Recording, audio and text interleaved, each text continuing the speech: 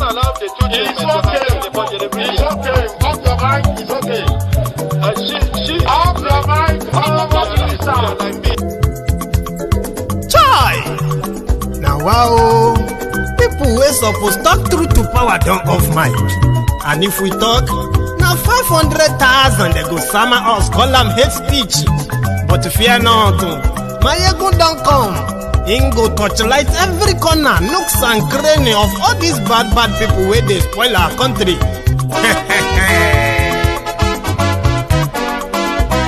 So my people make we laugh, my ego don't come, my people make we shout, my ego don't come, my ego don't come, man of the masses, my ego don't come,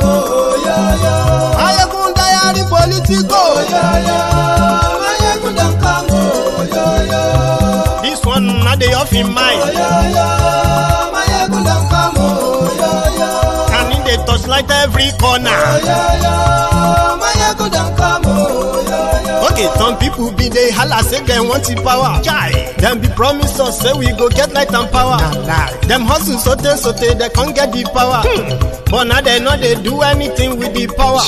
Every day, dollar, just they get the higher power over Naira. See them talk say, make we off mind. But thank God say, my ego don't come. So my people make you ladder. My ego don't come. My people make we shout. My ego don't come. My ego don't come, man of the masses. My ego don't come. Political, this one not day off in mind. Person where they do evil, no one make person talk. Them say that that man too they talk. He too they talk. Say diary, he they hot like pepper. But every day then they take money in bulk. Woman picking, they the street they hawk. Still them talk say, make we no talk. But thank God say, my ego don't come. So my people make you laugh. My ego don't come. My people make you shout. My ego don't come. My ego don't come, man of the masses. My ego don't come.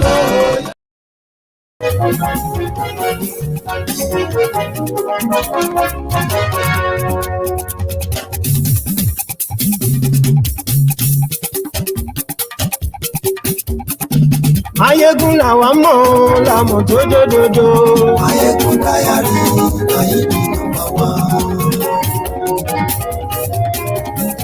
Hello there. Ayegun la wa mo la mo dodododo. Ayegun diary, Ayegun number one. Ayegun ti de o. Good morning to you, good afternoon to you, and good evening to you from wherever you are watching from. This is Mayegun live.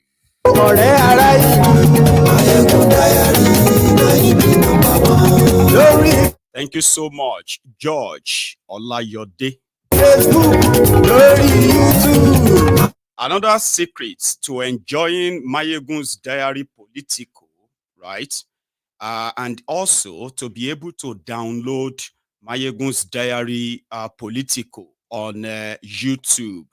All it will take you is £1.99, the lowest, which also will help you to avoid adverts. Whenever you want to watch anything on YouTube, you can become a member of my platform like George, and you have all of that exclusivities. And of course, you will be supporting me when you become a member of, when you subscribe to be a member of Mayegun's Diary Political too, which you can also cancel anytime when you don't want to be anymore.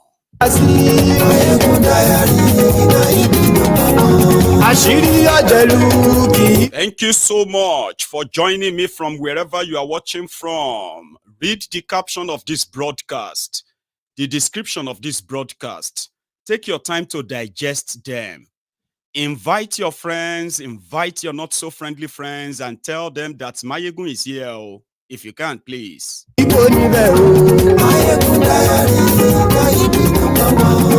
No say if I see, I will talk, right?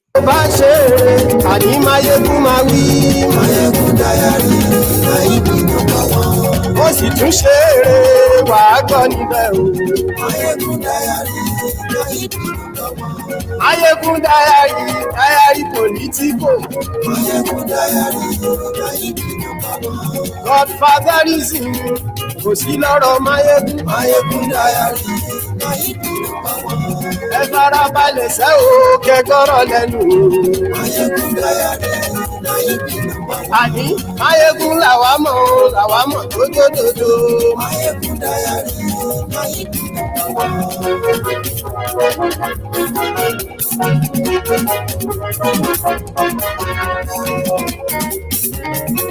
Àní ẹ̀sùn ràkì. Mayegun ti dé.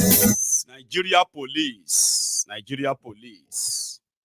They have grabbed the Labour Party chairman, Julius Abure, dragged him, like a faulty generator on the ground in Benin. The story, full story tonight. Please share this broadcast. Ọ̀jẹ̀lú ẹ̀sùn ràkì. Àní ẹ̀sùn ràkì. Lórí Facebook. Àní ẹ̀sùn ràkì. Lórí YouTube. Àní ẹ̀sùn ràkì. Ọ bàbá gbé wúrẹ́. Àní ẹ̀sùn ràkì.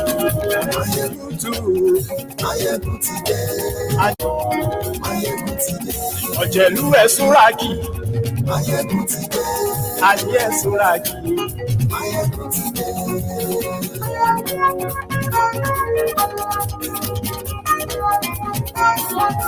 Mayegun ti dé. Mo ti dé. Thank you so much once again for joining us again tonight. And to the new subscribers onto Mayegun's Diary Political.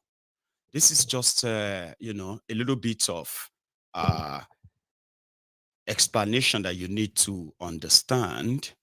On Mayegun's Diary Political Live like this. It's a program run live, which simply means because we would expect a lot of other other people to join us in the audience.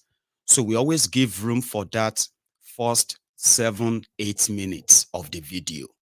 Some of you found that like a waste of this or that, especially when you want to rewatch the broadcast or the video. I understand. So what we have done is that if you are joining us live, you will not really see it that way. Or you can possibly join us after 10 minutes. You know what I mean? Like if you are saving your data, for example, but where I live, it's not about the data per se, right?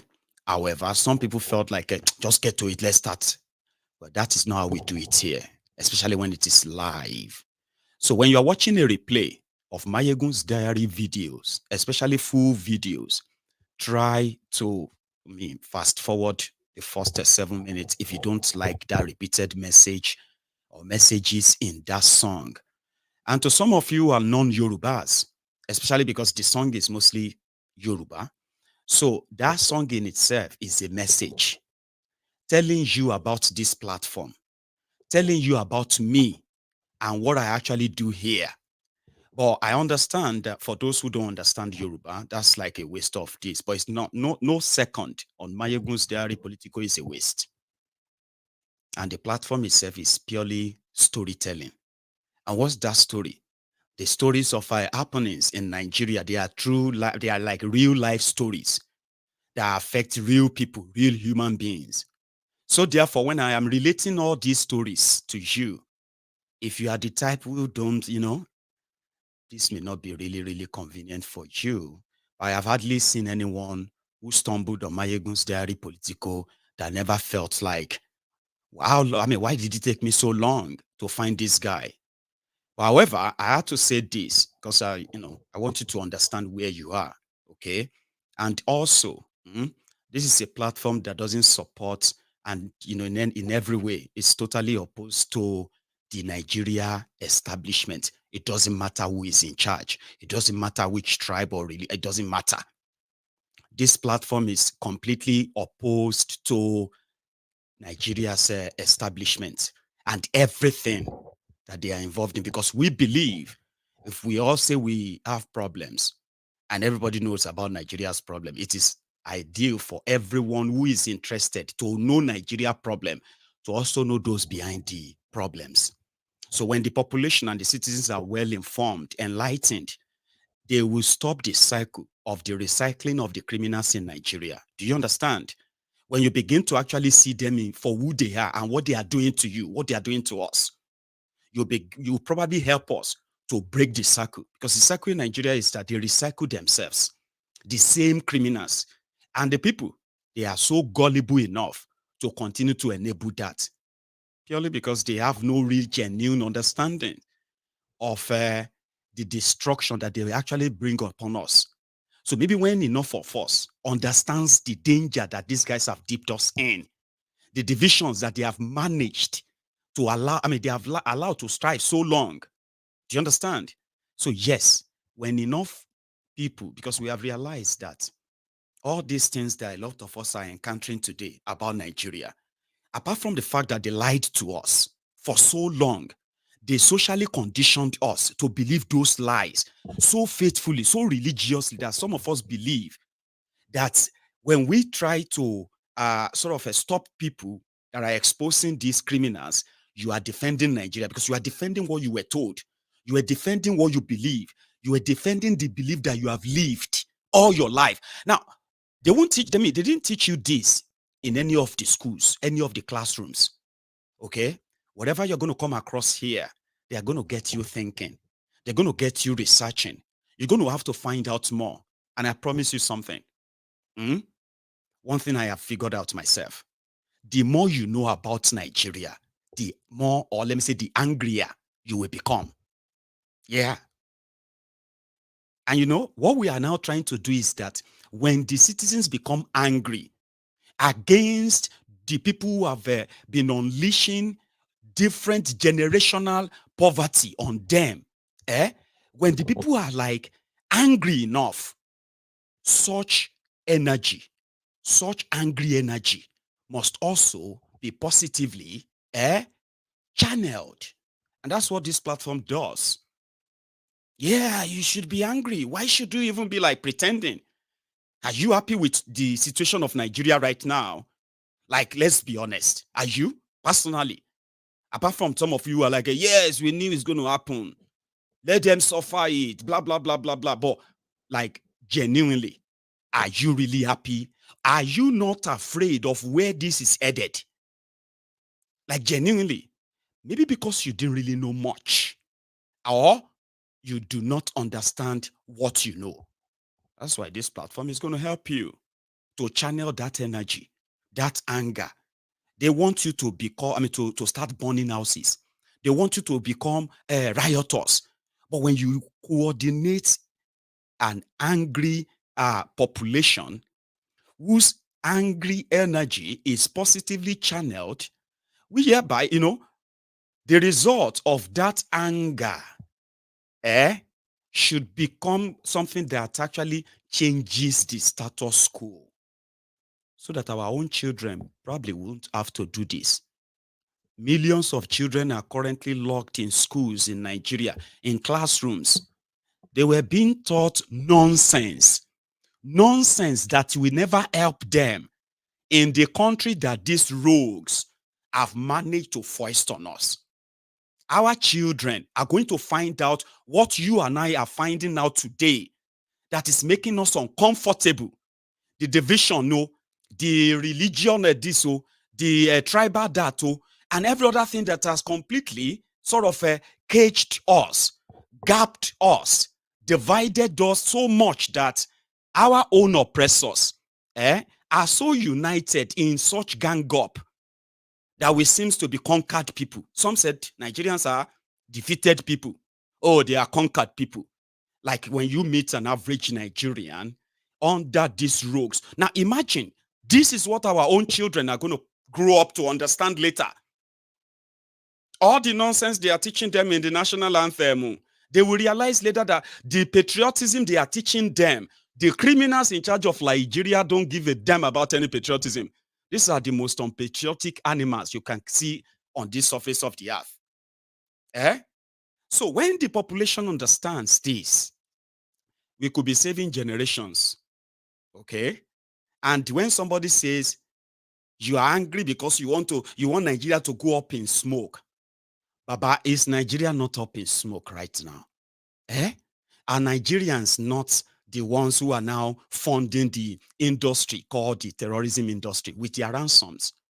Are Nigerians not dying here and there today, like say in Syria? What happened to the Nigeria economy, Nigeria Naira? What happened to your jobs? What happened to your businesses? What happened to your value and all of that? All of these are pointers to even countries at war. Baba, Ukraine is fighting war with Russia. They still get electricity. They are still, these guys are still kind of coordinating trade. Nigeria is not at war. But look at you. Because they have sort of conditioned you that until you become a victim, you will never live in reality. Because to you, you grew up believing that I pledge to Nigeria, your country, to be faithful, loyal, and honest. Are these rogues faithful, loyal, and honest? To defend their unity. To defend the unity. Are these criminals defending any unity? Except for the hunger that is uniting the people. Ladies and gentlemen, I just thought I should take us into this so that you can understand where you are. Okay? And I also understand something from my own experience.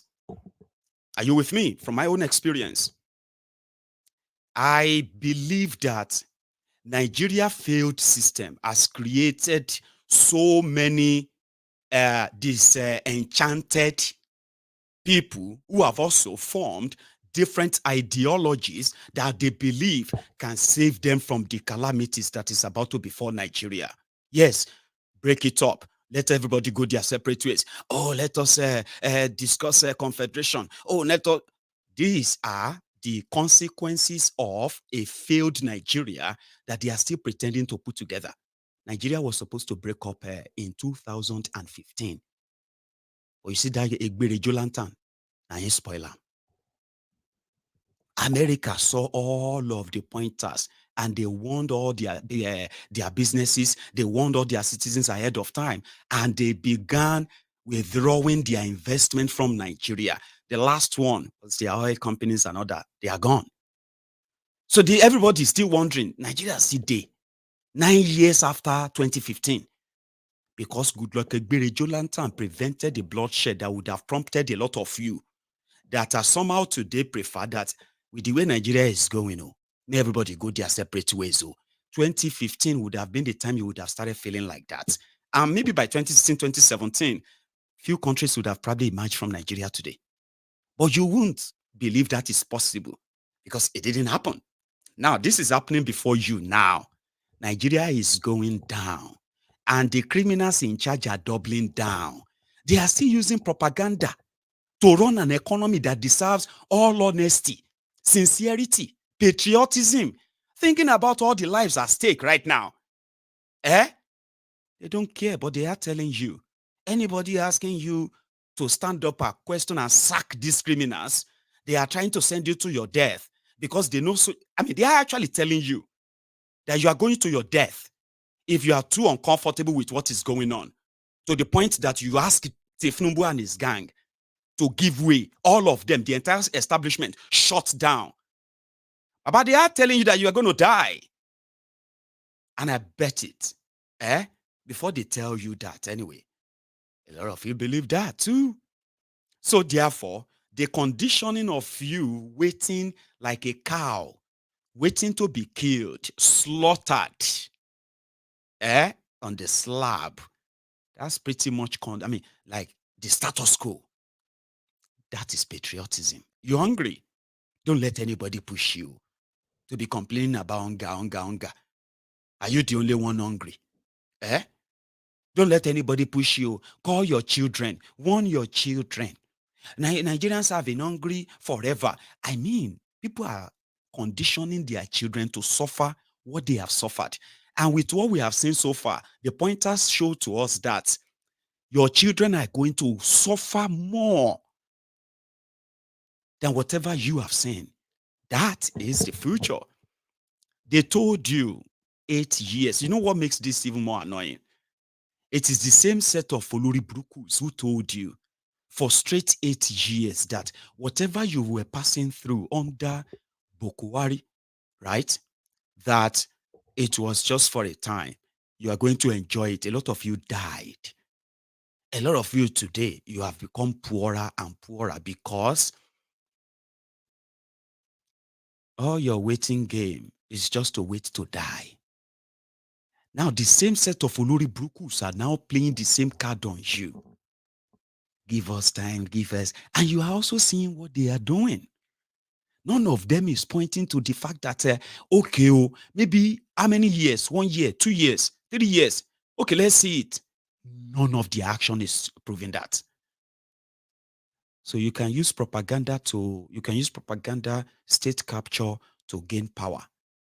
But when it comes to working, propaganda alone will not be enough. You understand? And that is why on this platform, identifying the problems, at the same time mentioning the names behind the problems, makes us enough to say, listen, we are the creation of the failed Nigeria. For all of you who felt like Nigeria could be saved, now that you realize that is a lost cause, okay? So we are their creation. So if we by any chance decide that because we want to say we are better than them, like it is a competition, so you begin to scrutinize yourself, attack yourselves, and all of that, like, who can break any of you more? So when you stay divided, you strengthen them.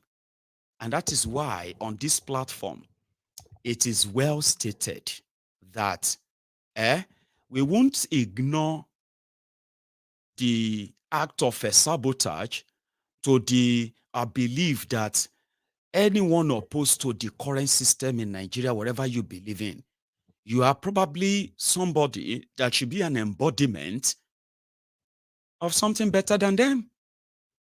So when you begin to act mad or act like them, I mean, it becomes easier for you to be singled out and flung out. But sometimes when you are about to single any of you out and flung them out, you also need to be very careful. From experience, what these criminals have succeeded in doing over time is to ensure that, yes, they are criminals, no doubt. Yeah, we are criminals. But there are criminals among you too, who are like us. So they are not different. So around that time, you would have to now pay attention to who are the interested parties in any accusation or allegation against any group or any individual that has publicly acted in faith, acted faithfully against this criminal enterprise establishment in Nigeria. So when you begin to dig, sometimes you realize that it is like a sakara sobo. We say just a banana sobo, like throw banana to a monkey. You know something? We can just, build something up that will make them mob themselves and realize that, see, on this course of who is good or who is not good, right? We want you to believe that everybody is bad. And since everybody is bad, then what is the point in saying you can do something different or you can be part of something better than what is being offered? You know why I'm saying all of this to you is that I am not somebody who found joy or comfort, okay, in latching at or escalating accusations, allegations, or any other thing against anybody that is against the Nigeria system. You remember that saying that the friend of my friend is my friend, the friend of my enemy is my enemy, enemy of my friend is my enemy.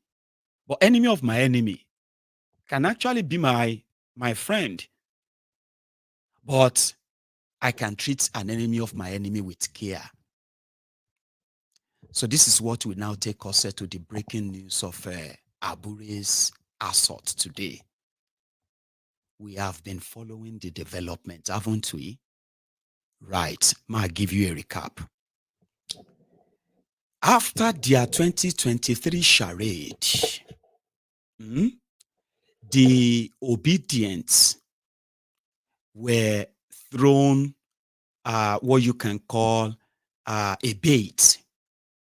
It started from the this is coming from not from Obidients themselves. It was coming from the people destroying people, the SPV guys, the articulators, right? As well as the Abobakus, the bat idiot, the bat start. Now, they threw the bait, and somehow it took a while, okay? And finally, Peter Obi and some of them, they threw a bait, right? And they took it. So they started asking for an account of the presidential campaign.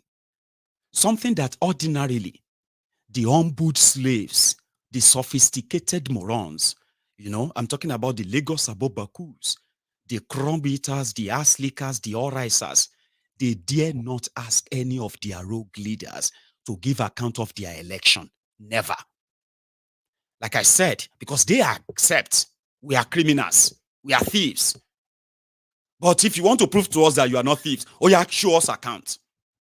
And they took bait. Meanwhile, behind the scene, there were some profligacy going on. Abure and whatever is in his own crew, they themselves, they were dipping their hands in the cookie jar. Now, as a party too, you have APC, Egbekegbe, you have the people destroying people. These two political parties have been in charge of Nigeria for the last 24 years. And of course, responsible for whatever you have facing today, right? You can't even ask them to give account of their presidential election. What you will see is presidential committee, then the stolen billions from governors, their governors and others, right, will be used to fund their next. So they don't give account. Anyway, they do, and they don't argue with you. Yes, we don't need to give account. We are thieves. So, or you said you are not thief. Show us this. And I think that quickly opened door for the same character that you witnessed during your charade election. Arabambi and Apampasi, the two criminals that surfaced from nowhere. I mean, you know their roles. Then they came up again with another allegation. And they said, this is not about Peter Obi. We are not talking about Obi, but we just want the world to know that all the money used to buy forms from the Labour Party and some people who gave the party money so that they can get the tickets, all this money running into over 3 billion naira. Nobody knows where the money is anymore. That was the beginning. Really? 3 billion naira. Okay, Abure. In a situation like this, it should be a straightforward thing. I mean, like I said, it was a bait. They threw it and they grabbed it. So somehow, instead of Abure, right, to just say, well, this is the easy case, right? Okay, if you want to give it a try, then the treasurer release all these bank statements and at the same time, release all the expenditures of the party during this time. And, that simply just means it's easier, and Obidients who are like, oh, Peter Obi who uploaded the balance of money he left in different banks for Anambra State and the interest on those money before Obaino came, squander everything, right? So these were part of the things that got some of these Obidients attracted to Obi. So where they kind of fly under that radar, All of this, so before Obi even joined them anyway, sure you get, like they are running there, they are doing their stuff in the place. But they meant to be and they are obedient, and the obedient joined them. So all such light is on them. So Abure didn't do that. Okay. From what we now heard, Abure sort of called their bluff. So these guys went on into to the media.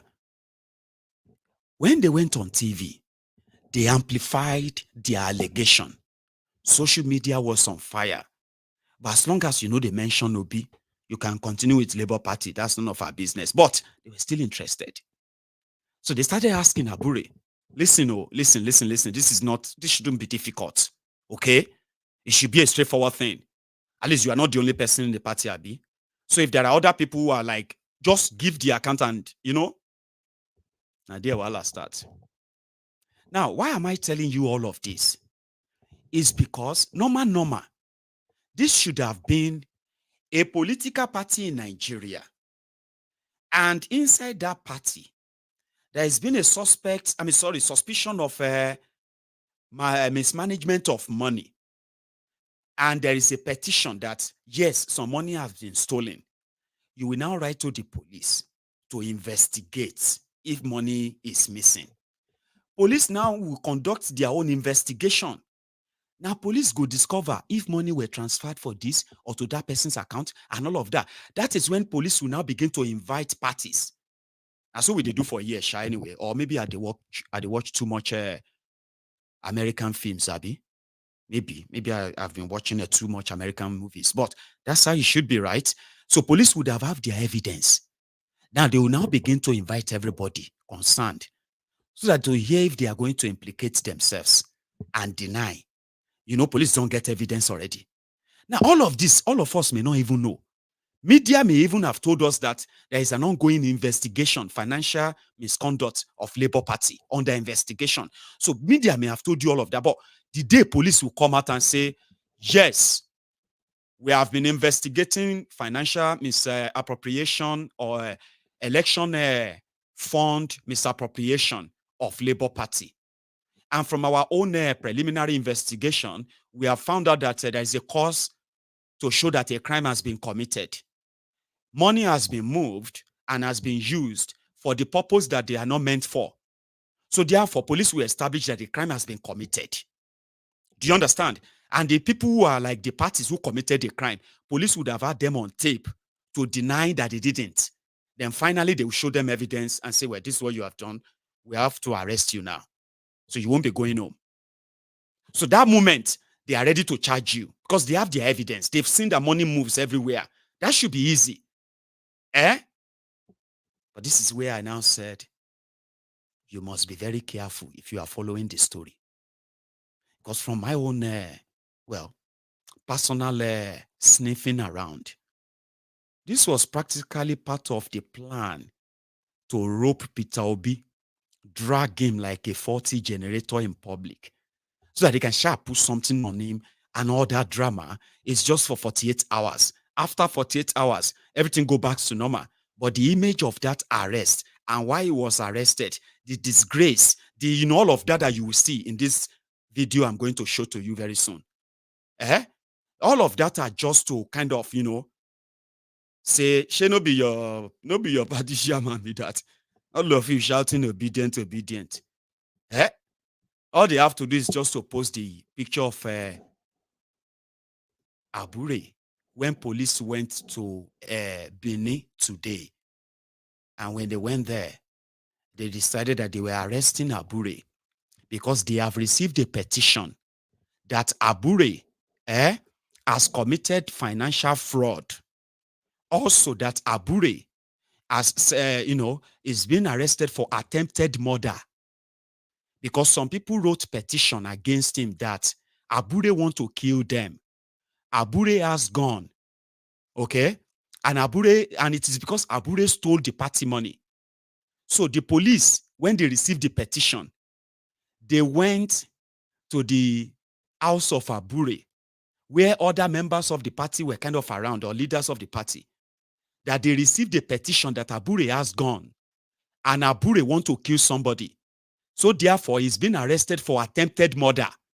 and possession of illegal arms and stealing of party fund. And that was what led to all this you have on your screen. Do you now see where I said, if you are not careful, you will not see the hand of the third force, that they have to break. They won't drag Gandola like this, you know that. No, they won't. They won't drag PDP chairman like this, they won't. But nevertheless, Shebi una talk say you be saint. So your chairman self na gun runner. So your chairman self na murderer abi. Because that's what the media have reported. Julius Abure arrested for financial fraud, illegal possession of arms, and attempted murder. You now get the script now. So at the end of the day, it all boils down to Abure and some other people call the mismanaged party money. Now, that won't matter anymore. What will matter is that Abure was dragged because they said he is also sponsoring terrorism.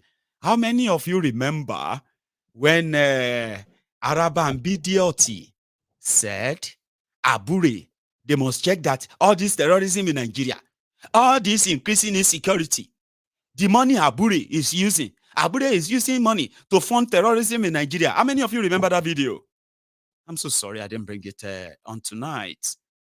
Now, the police have received petition that Abure call if they sponsor terrorism, Abure get gone, and Abure is about to murder somebody, and he has been arrested in a lawless shithole, Nigeria.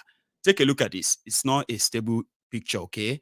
But please take a look. The scene when they were trying to arrest the party chairman based on the petition from the members of his party this morning.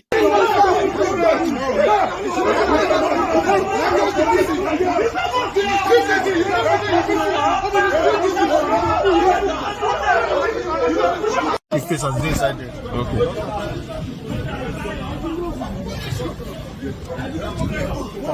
I did not.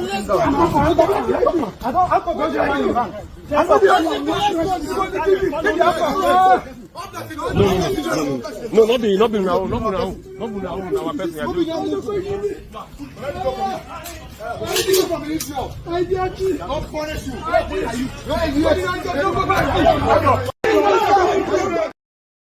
Do you get the script now? Please continue to follow, okay? So immediately after all that drama and the pictures have been taken and they flooded the social media, the police had this to say, why they came for him. Mama, the other side. Yes, sir. Sorry. Wait. Please move. Is it okay? Oh, yeah. Here. Please explain to us exactly what is happening here. Concerning the arrest of the national chairman of the Labour Party. Yes, good afternoon, gentlemen of the press. I wish to confirm the arrest of the factional chairman of the Labour Party of Nigeria, Mr. Julius Abure, and I think 3 or 4 others. This has to do with a written petition that was endorsed to the AIG's Zone 5 building from the Office of the Inspector General of Police in the case of the attempted murder, conspiracy, previous some aggravated offences. So based on that petition, he was arrested and the investigation is ongoing. He was just arrested today. The investigation is ongoing. I think we also recovered some, they were also in possession of a firearm, I think a shotgun and 3 rounds of live ammunition. So the investigation is ongoing. He was just arrested today. So more details will be provided as the investigation continues. There are reports that none of the Nigerian police how to It's untrue. We cannot beat the video clip. Factional chairman. Yeah, that video clip is not true. It was on the ground because I think whether it's policemen or some people that were attached to him, they tried to prevent the police from carrying out a lawful arrest. the police has powers to carry out a lawful arrest. And some people try to prevent the police from doing that. And they told him to sit on the ground. We will not, we are civilized beings. We don't need to assault somebody that wants to invite to our office to hear his own side of this. So there are allegations against him. He attempted murder. There were video clips, recordings of the petitioner being assaulted, being beaten when he came to Benin, I think last year, to conduct a word something. There are videos of him being beaten. And based on that, he wrote to the Inspector General of Police. And the IGP in turn endorsed that petition to Zone 5 because Zone 5 is Benin. It's closer to where the offense was committed. And based on that petition, he was invited. So when we try to invite him to the station, people try to prevent his lawful arrest. Okay. And that's what caused that chaos. No policeman assaulted any the chairman is here. If he's allowed, later if he's allowed to speak, I'm sure he will corroborate what I have just said. He was not assaulted. He was never beaten. Thank you. Thank you, sir. Nuisance leleyi. Nuisance leleyi. Nigeria, Nigeria, all it takes is for somebody to say, Mayegun, I have gone, and he wants to kill me. And the Nigeria police will come around and pick you up. And as you heard him, the security around, they only came to invite him. Because a petition from the police IG. They follow the script. Anyway, as it is now, we are just waiting for them to now display some guns. That is their modus operandi. Okay, that also, the picture will be taken and it will go viral. They will put guns. They will, all the men, 4 men, they also are kidnapped with him. They will put all of them in a dejected, sad position, put guns in front of them and take pictures so that APC, PDP can use that same image. Once they tell you to go and get your PVC again, they can just say, Abure. Nigeria is a crime scene. And if you have become their victim before, you will not wish it on anybody. You won't wish it on anyone. So right now, they have told us that because Ajero, and they even called him, police called him factional chairman. After the court confirmed him as the authentic chairman, the police, which has already taken side, said they came to invite him and investigation continues. Have you seen all this so disjointed act, Abi? It can only happen in a lawless country like Nigeria. And that is why, if you are still living on the renewed hope, ladies and gentlemen, something is about to sort of eat you. But I will do that as well, stage by stage, okay, in phases, right? Tifnumbu.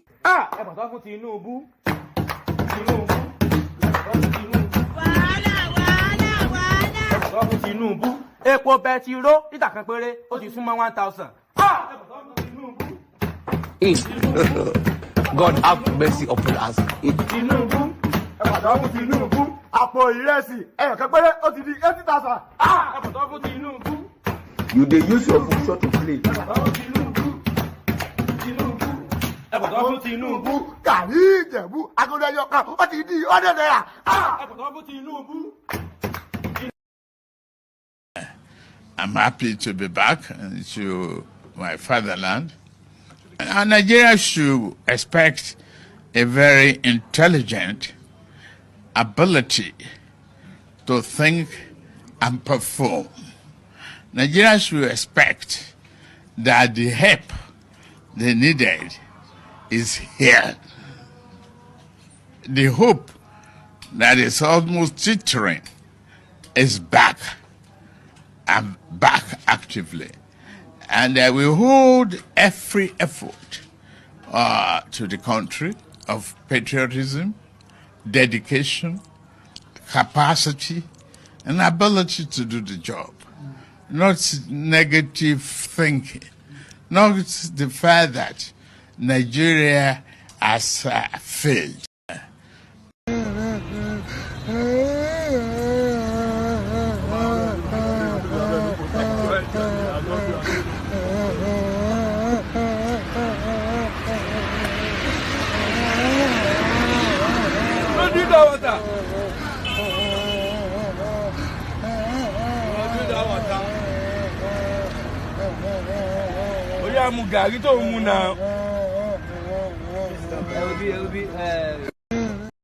That is 10 months after. And why did I sort of take you that route? It is to also bring us to the current reality. Okay. Today, pound sterling, £1 sterling to Naira is 2,440 Naira. I don't know what it is right now. Dollar crossed 1,900 Naira today. Euro crossed 2,000 Naira today. Canadian dollar is over 1,500 Naira. Anyway, from what we have heard from the Tinubu nomists, those ones who are telling you your hope is here, economic patriotism is here. Anyway, I will start with the drama inside their National Assembly today. And it was the fact that they believe that they have to do something about that 27.5 trillion Naira money printed by Bokohari. They said they want to investigate. Now, here, which is part of what you are currently facing in Nigeria, and some said it's the major, but I don't think it's the major, but it's seriously part, okay, very strongly. Bokohari printed 27.5 trillion Naira and they looted the money. Ordinary bicycle, they cannot say we use this money to buy it. Even the most expensive bicycle, 27.5 trillion, they can't point to one. They share the money. Now, you printed money that you stole. So you use the money to change dollars and you stole the dollars. You also put interest on it. Imagine somebody printing money on behalf of Nigeria and Nigerians, and then they looted the money. But the money is a debt in their book that Nigerians owe you, all of you, okay? And because it's a debt, there is interest. So that 27.5 trillion that they printed, they said the total today is now, with interest, is 30 trillion Naira. You know, so it's like me using my printer to print money, then borrow myself, and then loan the money to myself. And I just write it in the book. I say, okay, what happened is I'll just use this money to just like a jaye, do all of that. No, nothing, okay? Well, it's a debt, Isha. I'll just, then if I'm tired, I can just squeeze it. That's the way they feel. But they have printed money that they have pumped into Nigeria economy in the name of Nigerians. All right? But it ended up in the private pocket of God knows who. But they do know who, right? But the debt is on you. So these clowns, they knew that Bokohari broke the law, printing money. They asked for their own share. If Bokohari wanted them to approve it and say they were aware of it, these guys in the National Assembly, these senators, House of Rep members, about these guys sat just 30 days to the end of Bokohari's 8 years, and they sat and they approved that Bokohari got their approval. So therefore, printing of that money was never illegal. So it was legal. They did not ask what they used the money for. They did not, when they sent them all that memo, right, for them to help Bokohari legalize their stealing, they were not interested in what they used the money for. They asked for their own share. Bajabia Mole, they gave him $15 million for the House of Representative members. And if you go and Google this now, you'll see there, you will even see my video that indeed publicized and amplified that fraud. Go back to May 24, 25, 2023. These guys sat. Bajabia Amule collected $15 million. This rubber stamp Lawan collected $25 million for the senators. He shared his own money. There was no problem. It was Bajabia Amule that did not share his own money. First, they said Bajabia Amule called all of them and gave them $10,000 for endorsing the robbery of the century, the robbery of the people's peace, the robbery of people's health, the robbery of people's jobs, people's businesses, children, women, and all of that. For that robbery, these guys collected $40 million. Go and check it. It's online. And it was because Bajabia Amule did not share his. You know what he did? They have 360 House of Representative members across Nigeria. Bajabia Amule gave each of them $10,000, which ended up as $3.6 million. That was how much Bajabia Amule gave them, $3.6 million out of $15 million. That was when Kasala burst. And he was away. He was running away. He was sending his deputy to go and attend to the last 3 days or last 4 days of Bokohari's regime. Or, he never showed up there again. Go and read about it. All of this to make sure that the money printed by Bokohari illegally became legal by these rogues. Now they want to investigate it. The same people that approved it, collected money, they want to investigate. I'll take you in there, in case if you haven't seen it. It's not in the interest of Nigerians. And that's the reason why we are discussing. Am I right or wrong? Those who are in support of what the Senate President is saying, say aye. Those against say nay. So the DSP, stick to the issue. Now, okay. Senator Ndume, you were there when the ways and means were approved. I was not there. I was not there.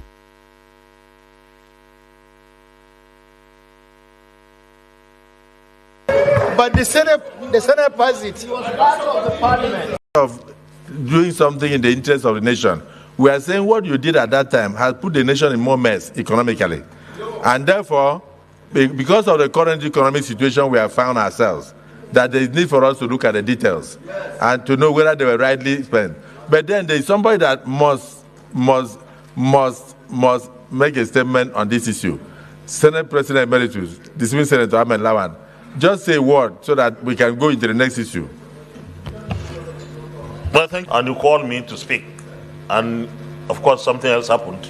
So I had to sit down. I have two issues to speak to. First of all, there is nothing that the National Assembly that makes laws on them that cannot look at them and consider them. If there were expenditures wrongly done in contradiction to the provisions of the Constitution, the National Assembly can look at the expenditures, and if sanctions are needed for unlawful or wrong or unauthorized expenditures, the National Assembly can provide the sanctions. That is one. Secondly, Mr. President, what the 9th National Assembly approved or ratified in terms of ways and means was not 29 or 30 trillion. It was 22, but there was 819 billion to attend to deal and address very serious infrastructural dilapidations that we had across the country. So it was not 30 trillion. It was 22, and then of course the one we had made it almost 23. So if we have a ways and means that is 30 today, that means something happened between then and now. And it's for the National Assembly to find out what happened. Mr. President, distinguished colleagues, nobody in this chamber should suggest that we shouldn't look to anything that we feel is in the public interest. But let me say this very clearly. What Nigerians want today is food. What Nigerians want today is food and security. This belongs to the medium term or long term action that we need to take. How are we going to provide food for Nigerians and protect their lives tomorrow or from today? This report talks about it. Mr. President, let's not put the cart before the horse. Let's consider it necessary to look at what happened in the past. But we are in the present, and the present is so unpleasant. And we have to act very, very swiftly. Thank you very much. Even though the ways and means were part of the things that have put us where we are today, that we are saying that the expenses that were not explained, the expenses that we don't have details about, put us in the indebtedness that we are seeing today. The expenses that we don't have details put us in the indebtedness that we have today, and therefore has affected even the ability of government to provide essential needs and services for the public.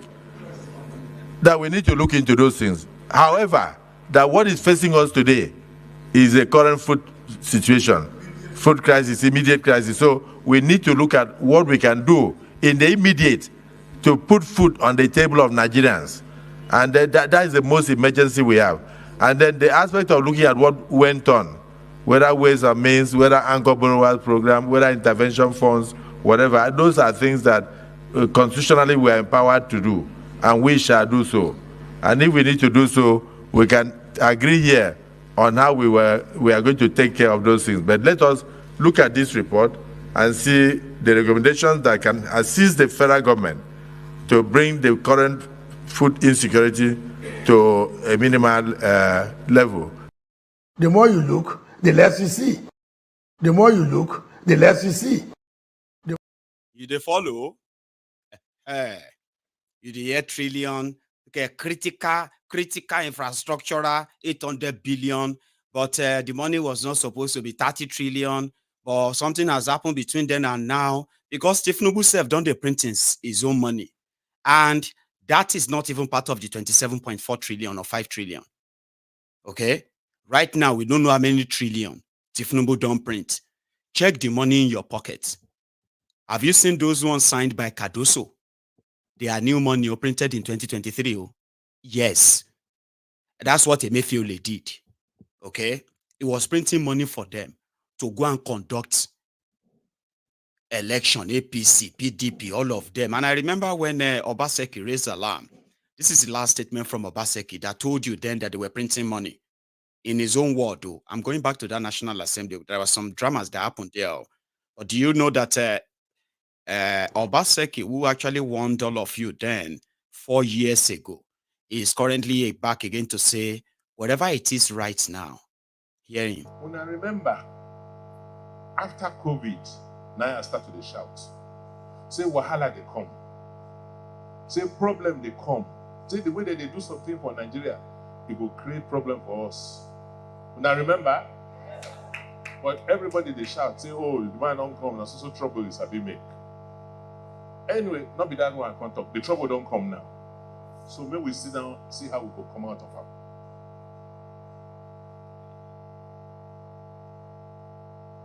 it. I know one be like person when I say bad news.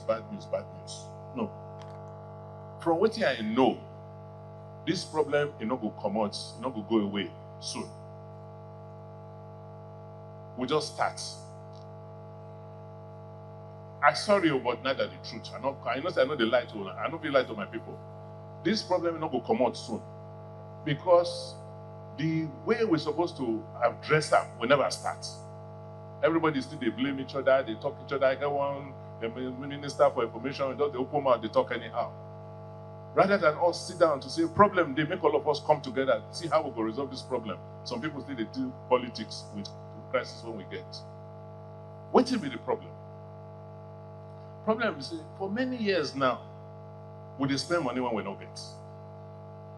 Nigeria no get money again. So the thing when we're supposed to do, when I remember, is one of them who he collected part of the printed money. Because yeah, if you are printing money and you are not sharing it with the governor, now them go raise alarm. Now them go make it look like heaven go fall.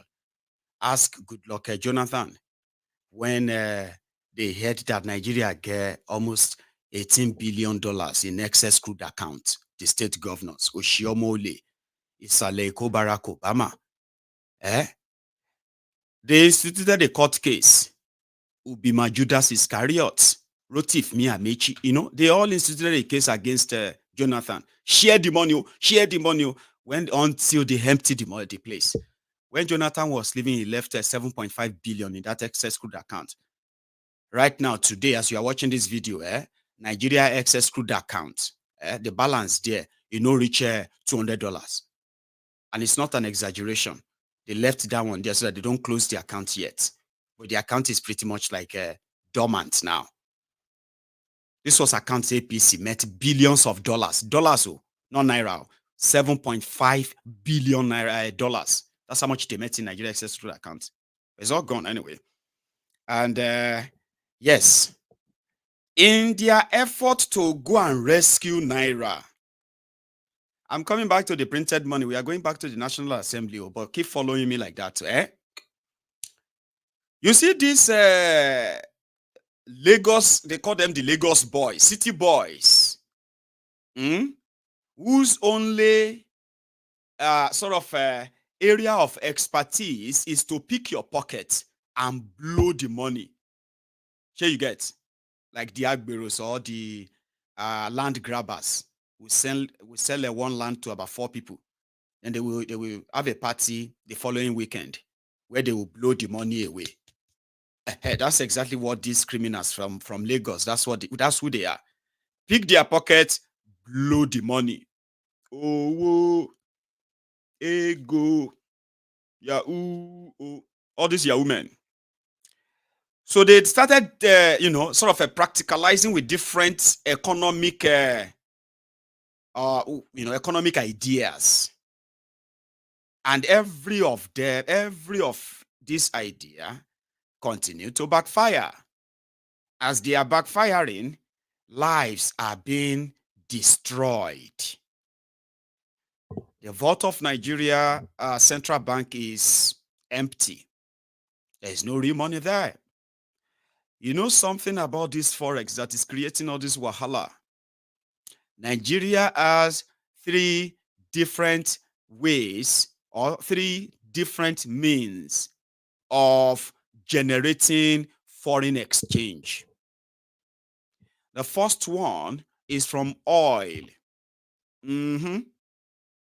Crude oil and this, associated other component like that, liquid gas and LNG. Nigeria sell them abroad and they get Forex for it. The second mean that Nigeria generates Forex from is non-oil exportation. Different other things like maybe mineral resources, food, like even art. Yeah, Nigeria generates Forex from all those. And the last one, which has remained the biggest one for years now, us, the diasporans. It is, it was meant to be the last Forex earning demography. Our remittances are in billions of dollars because we have been subsidizing our own family members, loved ones, and on from time immemorial. But we were never respected beyond that. The color of our money actually determines the color of the respect that we will get. So we're just there, right? So Nigeria lost the crude oil sale to thieves in government, out of government, to the point that Nigeria barely make peanuts, despite them saying Nigeria's exportation of crude oil or daily production of crude oil is over 1.5 million barrels. That's all Nigerians know. They have no idea what happened to the money. They have no idea how much is the money. They have no idea when the money is paid. They have no clue which account the money is paid into. They just know that they are oil producing country where the entire revenue from that area has dried up straight to the private pockets. For a country of over 200 million people, some of you outside Nigeria, Africans, you'll be wondering sometimes, like, what is really wrong with these people?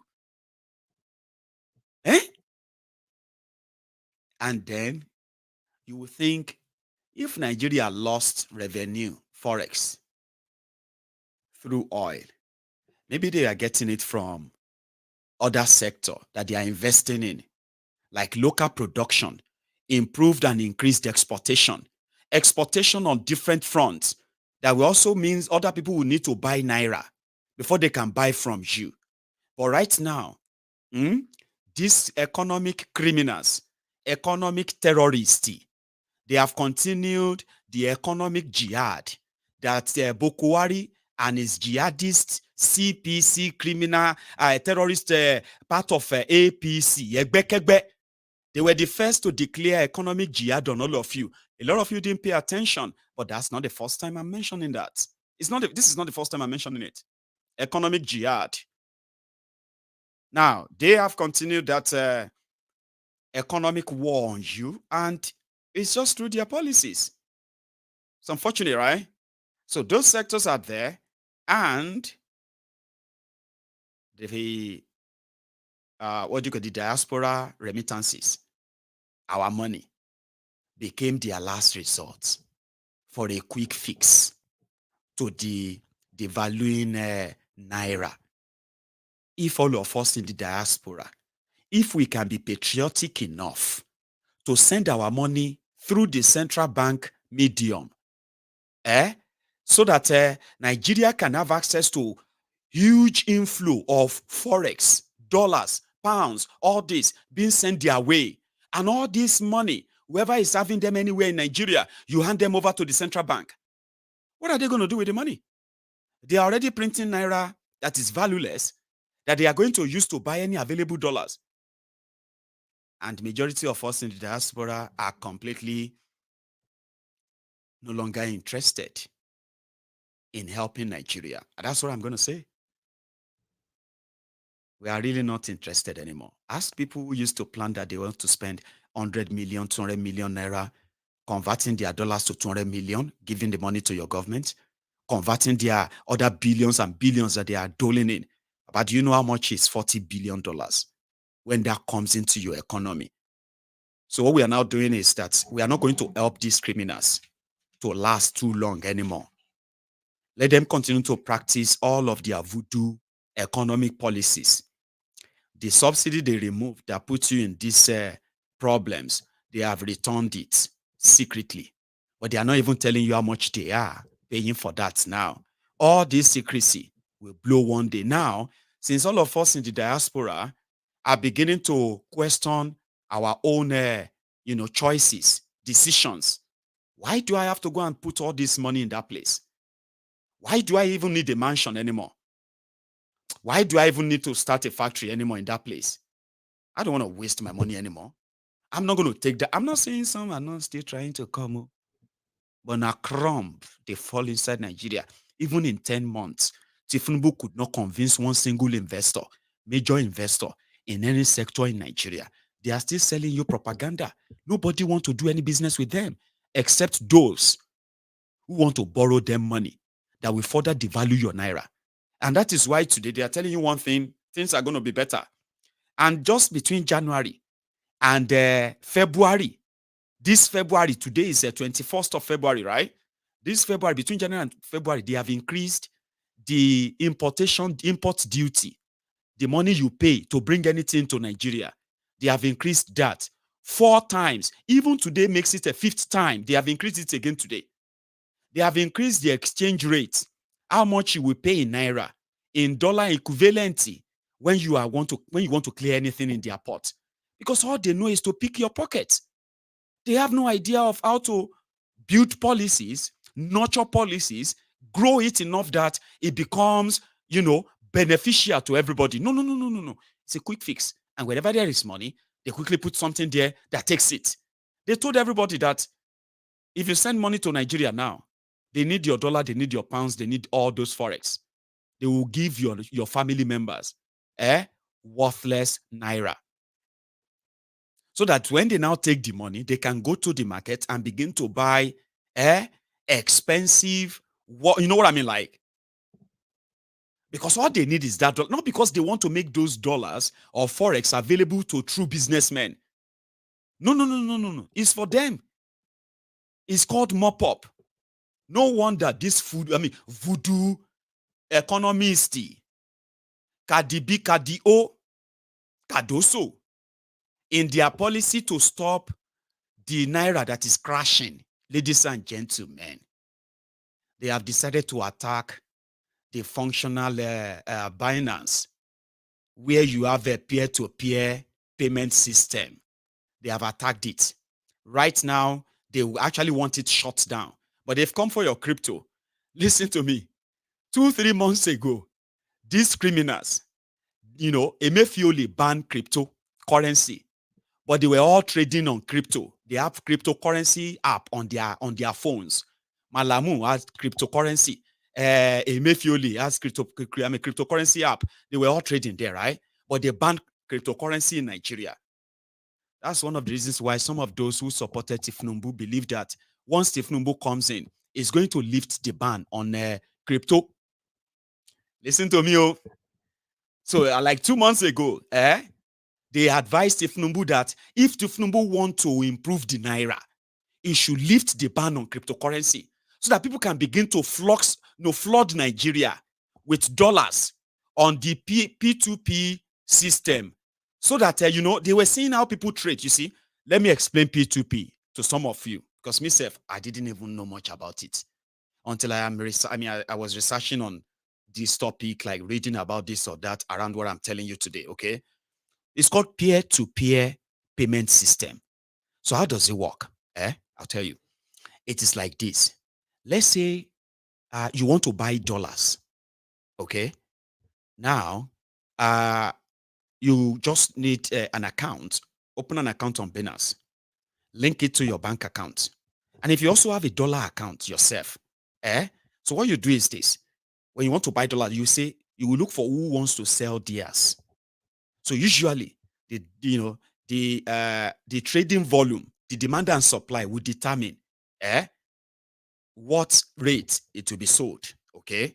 So normally, when things are not like what they are now, once you go onto that place, right, and you just look for who has dollars to sell, and somebody who has dollar will say, okay, I do, and I'm selling it for this rate, 500 Naira to $1. So that person have that dollar in their own bank account that they want to exchange for Naira, which you need $1. So what will now happen is that you see the platform is just to ensure that that transaction that you are doing is authenticated enough, okay, that you are both safe. So when you say I want to buy dollars, right, for example, when you pay that person and the person confirms that the money is in his own bank account, it will now release the amount of dollars you want. Once you release that could go straight into your own domiciliary account. You see, right there, you can now see the volume of trade. How much dollars were sold on Binance? How much Naira was sold? Now, some people were actually making money through cryptocurrency, and through that same Binance app, right? You can convert your crypto to dollar, which is to cash, to dollar, or even to Naira.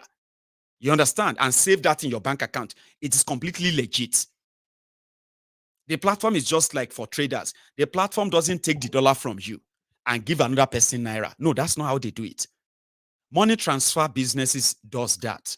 Okay? When you transfer money to somebody from one app now, That's you like money transfer. No, not even like, maybe money transfer. When you send money through MoneyGram, SendWave and all those. Okay. So their system will show if they pay them in dollar or the Naira, you will understand, right? So pay to pay is like the life of businesses in Nigeria. So that you can easily go in there. So when you see the volume of how much they are trading a day, the Agbadorians, they saw that. And to them, they believe that people were giving the dollars to Binance. So when they look at and see $11 million traded today, and this is how much dollar was sold for, 8 million euro was, I'm talking about a platform that runs billions of trade, because it's just like I said, platform, looking for something you want, and then somebody have it and they sell it to you, and based on demand and supply. But the problem right now is that those who now have their dollars, they don't want Naira. Businesses who are like into importation, a lot of them goes there to look for those who have enough dollars they can buy to pay for their businesses abroad. So the problem now is that majority don't even want your dollar, your Naira in their bank anymore. It's a complete loss, like there's no demand for it. So what that means is that if you have Naira right there sitting in your bank, you will be watching it depreciate until it will lose every value. Do you want me to give you an example of what that means, right?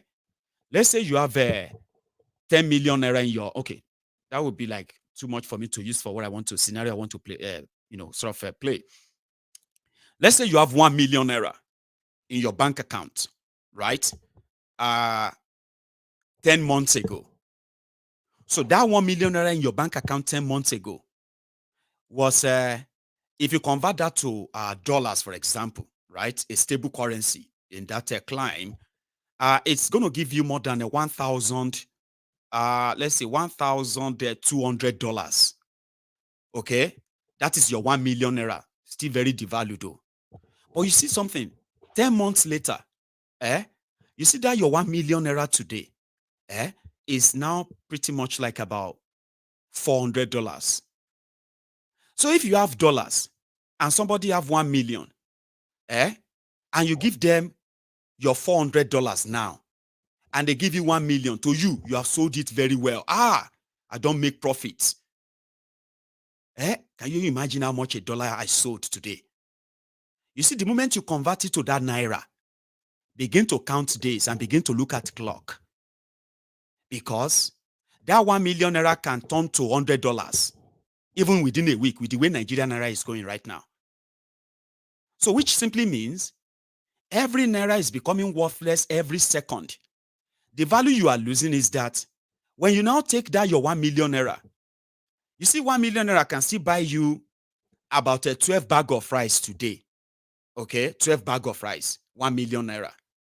Meanwhile, the same 1 million Naira 10 months ago will buy you, let me see, it will buy you about 30 to 40 bags of rice, that 1 million Naira 10 months ago. But today, it can only buy you about maybe 12, 13, or 15 bags. So what you will now know to know the value is reducing is that it is still 1 million Naira in your bank. It's still there, 1 million Naira. Nothing changed. It's not reduced though. But take it out very soon. That 1 million Naira probably will only buy you 5 bags of rice. Do you understand the depreciation? That has now make it worthless every day. Keeping Naira means you are losing. Even if you are not interested in dollars, it simply means that the value of that Naira can't buy you anything. Now, they said that they must shut it down. They must shut it down. It's the reason why Naira is going down. See how much Naira, because an average Agbadorian believe that when they see $12 million traded, they believe that dollar is in somebody's pocket. Like one person, like Binance have the money. Okay? So they were now asking, Shey Binance is printing his own Naira ni? Abi, how are they paying people? How are they giving Naira to people with all these dollars showing on their platform? But I didn't know that Nigerian Central Bank is going to believe that too. They unban crypto. Today they don't ban Binance. Because according to them, if they can make sure that Binance give all the dollars they have in their kitty to Nigeria, and Nigeria will be the one to give dollars to all of you, whenever you go on to Binance, it will only be central bank. So when you need dollars, what happened is that you will give the dollar to them and they will give you Naira. They didn't build the platform. Oh, that is an economic policy. I have just been reading it there now that they are celebrating that Nigeria has banned crypto. The one they unbanned 2 months ago. Emefiole banned crypto. Tinubu unbanned it. Or Cardoso Cardi unbanned it 2 months ago. Now today, they don't ban them again because according to them, it must be the reason why Naira is falling, Jare. So, other policies they are pursuing to rescue Naira is to send EFCC after all the Bureau de Change in Nigeria, the BDCs. The BDCs are the money changers, okay? They are those who benefited most under Bokohari when the Central Bank of Emefiole, when they were doing that round tripping, Maman Daura, what's that guy's name? Tunde, what again, Jared? That personal secretary to Bokohari. When they were doing all the round tripping, all these Fulani terrorists, these northern criminals, majority of these BDCs, they will sit in their shop and they will receive a call. Hey, Abu, where are you, K? I have $10 million. Fresh, mint, Central Bank. So Abu will now be asking, how much you want to sell them? Kudus. And Kudus will be like, you know that dollar is now 350. Oh, Abu, dollar is 350. Kudus no do like that. You know, business is very hard. And things are tough. You cannot give it to me for 350. Please, I'll give you 150. Gasikiani. No, Abu, I'll give you 300. You can get 50 Naira on it. That's enough. I'll give you $10 million. Middlemen, that's what they call the round tripping. About banks, they collect money from Bureau de Change. You don't hear that before? Yes, that was how bad it was under Bokohari. It was to enrich some few people, and they succeeded. But the dollar itself, nobody knows where the dollars are anymore. Gone. But Tinubu's policy believes that we need to clamp down on this Bureau de Change. They are the ones that are selling dollars for 1,000 something, 1,000 kiniko. Not because we didn't invest in the real infrastructure. They were building train, but they were not really interested in electricity, the real power that drives an economy. They are not interested. They were interested in, they want to build locomotive abandoned train that nobody in China will enter them anymore. And they want you to be happy with that. Why billions and trillions of your money are gone? Some of them loaned, like borrowed money, then devalued your Naira further. Why they were busy with, what do you call it? Why they were busy with all of that? They believe that the Bureau de Change are the problem. Now, they kind of believe that now. They send soldiers, send the EFCC with guns to go all over Nigeria. This was them in Ibadan.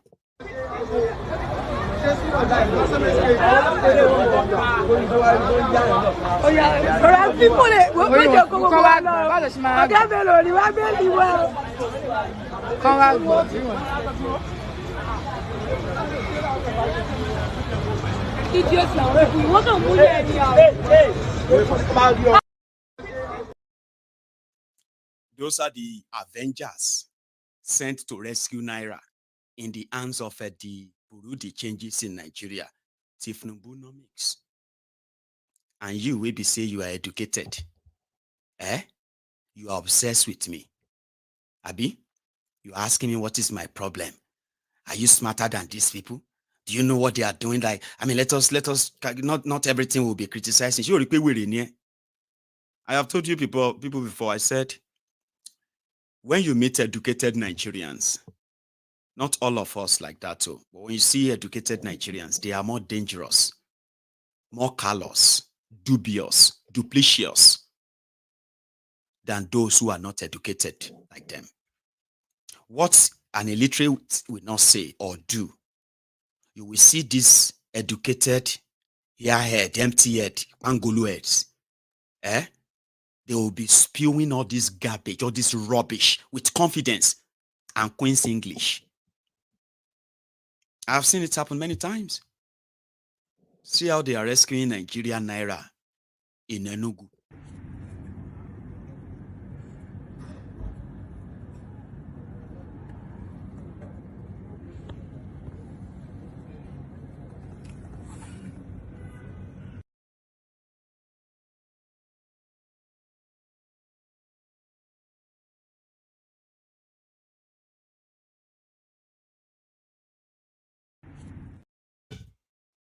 Now, after all of that, when Naira can enter 2,500, they will now begin to look for, now who is supposed to blame now?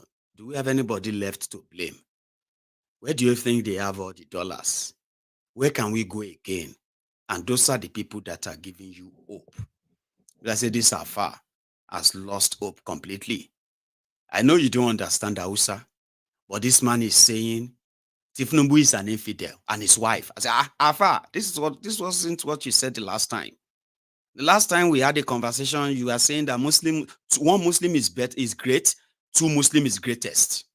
Kilo wasare so Tinubu the infidel. Ibini is hunger. And he go, now this is just the beginning. Yanzu shi Tinubu mata ta arniya ce, kuma ko arniya oga ce daga cikin arnas. Ita ma hukuncin da Allah ya ce a kashe ta. Don mi tana cikin shugabannin arna. Fasto. Haka Qur'ani ya magana.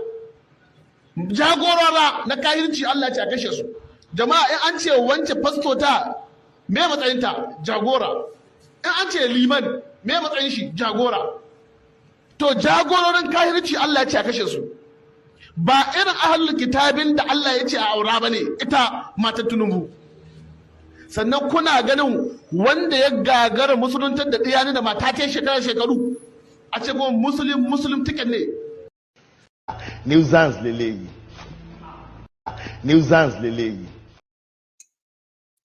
Somebody is asking, what is a BDC? It is the short for Bureau de Change. You know those Bureau de Change now, where you go change money. Under bridge, inside markets, in some certain offices. Some of us have been into those Bureau de Change many times. And they treat you so right if you are coming to change dollars. If they ask you how much, $2,000. Oh, come. What would you drink? They will quickly put on the generator, put on the light and all that. They are those changing money. And they are the ones that are now being blamed for the crashing Naira. So in order to rescue Naira from them, they sent EFCC to all of them all over Nigeria, Lagos, Abuja, Delta, Benin, Aba, everywhere. I don't know how many dollars they rescue and how many Naira they saved. But this is a clowning country. And these are more reasons why, as they turn Nigeria to a pure joke all over the world, the patriotic thing to do, is to team up and sack them. And I'm not going to, I've told you how to channel your energy, like reason why we have to channel it positively. Do not join anybody asking Tinubu to go, You should join hands and tell them the entire establishment must go. Make your demand very straightforward and firm and something that is actually realistic. If they tell you that they are working on the food, this or that, everything will soon be fine. You know they are lying to you, Abi. Let's go back to that National Assembly.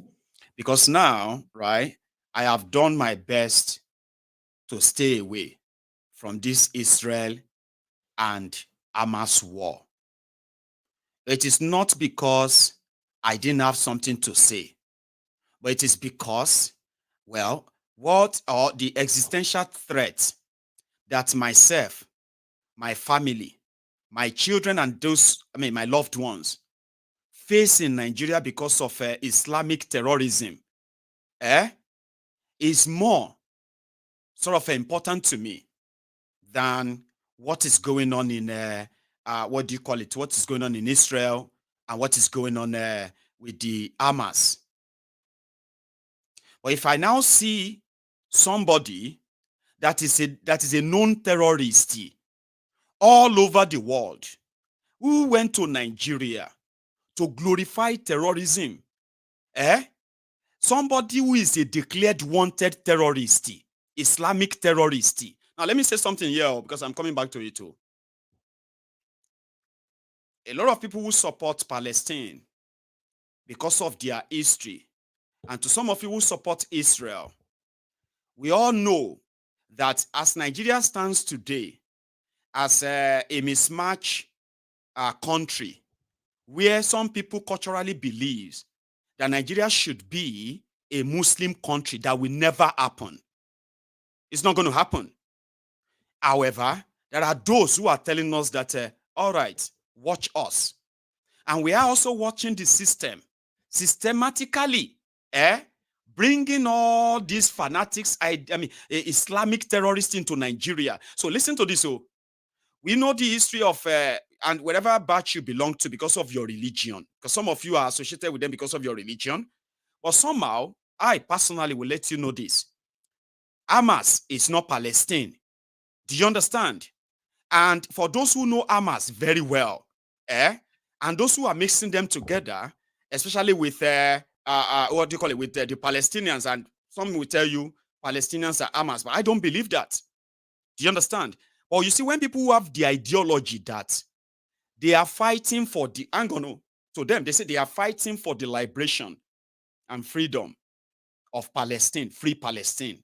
All right? That's a just cause. It's pretty much like saying, free Biafra, free Yoruba nation, and all of that stuff. They are just causes rather, right? Now, when you now say killing people who you consider as infidel, including civilians, all right? If you choose the violence, the terrorism that we witnessed, I saw what happened in October 2023. Here you get. And I actually saw Nigeria brought in a wanted terrorist from India. And he was given a red carpet, and he called the sultan in Nigeria. He called him head of state of Nigeria. So somebody like myself, I shouldn't be part of that. I don't want to be part of that. And I know millions of other people from other parts of Nigeria will never want to be part of this. Now, if you have a people who want to have that belief and that traditional system of Nigeria should be a Muslim country, good for them. Do you get that now? But when this guy now turned up and is being given a red carpet in Nigeria, including the appearance on Nigeria national TV to justify act of terrorism. Baba, this terrorist attacked music festival. How is that fighting for your right? How is that fighting for liberation? Then you can turn around and tell me, you closet terrorist in Nigeria, and tell me, what about Israel that has been killing them? Fine. You are like, which is pretty much bad, Abi. You have a point and say, okay, Israel has been killing them, right? So could you tell me where this same Israel or whatever they are, right, attack the music festival where women, children, youth, disabled people were slaughtered, and these guys were shouting Allahu Akbar. Not just that, they were displaying all their captives. Now, all of you are now seeing all this wreckage, the kind of whatever you say Israel is committing in Gaza today, as horrible, as horrific, that should never even have happened, right? But if you witness what happened on October 7 in 2023, and the level at which these guys were so fulfilled and happy, some of them were calling their mothers that they have killed this, have killed so amount of this. Now, I said I will stay away from it as long as this same ideology, this same fanatism, this same terrorism is not putting my life and the life of the people I love in danger in Nigeria. So when I now watch people who coordinated this, went on national TV in Nigeria to say it was a military operation and they did not kill civilian, you know what that triggers in me? It just automatically tells me all those external influence that are influencing the ideology that God gave us this or God gave us that, and it was ordered by God and this and that we are witnessing in Nigeria with the Fulani terrorists. When you look at the people these guys are meeting in Nigeria, and you are still asking yourself, who are the coordinator, who are the sponsor of terrorism in Nigeria? You might actually need to rethink your thought process or thought processing sort of a faculty. When I look at him and I saw those he's meeting, I just automatically saw the terrorist sponsor in Nigeria. But Nigeria is so lawless that the implication of even of all this, Hamas, a terrorist organization I see, is kind of flying beside the Palestinian liberation. There is a Palestinian embassy in Nigeria. God knows so much of these coordinations of this terrorism that have been done in Nigeria. And we know the battle is about who is infidel and who is not infidel. Who are those God gave the word to and those who they didn't give it to? We know about this all the jihad. I'll come back to you. We'll go back inside that the National Assembly. There's something I want to show you there. Here. Is not in the interest of Nigerians. And that's the reason why we are discussing. Am I right or wrong? Those who are in support of what the Senate President is say aye. Those against say nay. So the DSP stick to the issue. Now, okay. Senator Ndume, you were there when the Ways and Means were approved. I was not there. I was not there.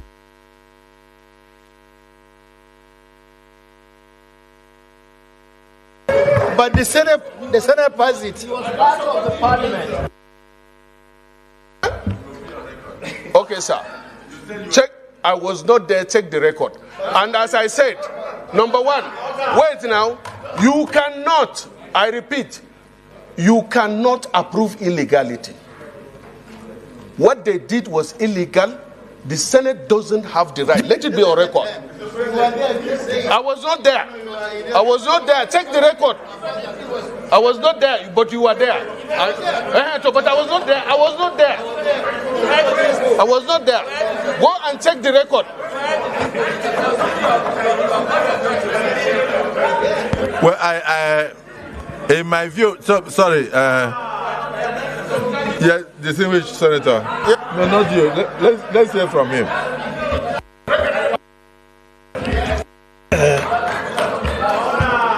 Mr. President, my name is Mustafa Habib, representing the people of Jigawa Southwest.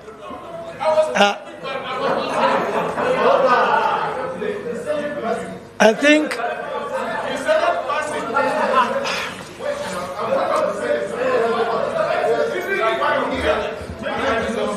Chief Whip, I have the floor. I have the floor.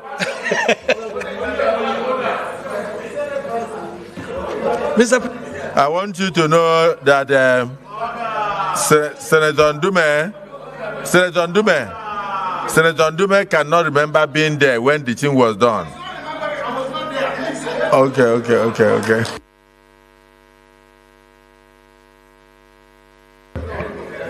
Mr. President. Please sit down. Let me just give you a little bit of a guide. What the older senators who were in the last 9 Senate are saying is that the total amount of this 30 trillion were brought before them for approval so that the records could be set straight. But however, that they left the caveat that yes, we can approve this, but we want to see the details. And that up till now, the details have not been provided. That the only detail provided is the one contained in the 819 supplementary appropriation of 2022, which is the 819 billion, less than 1 trillion. So 29 trillion plus of this amount. And in addition, Mr. Speaker, Yeah.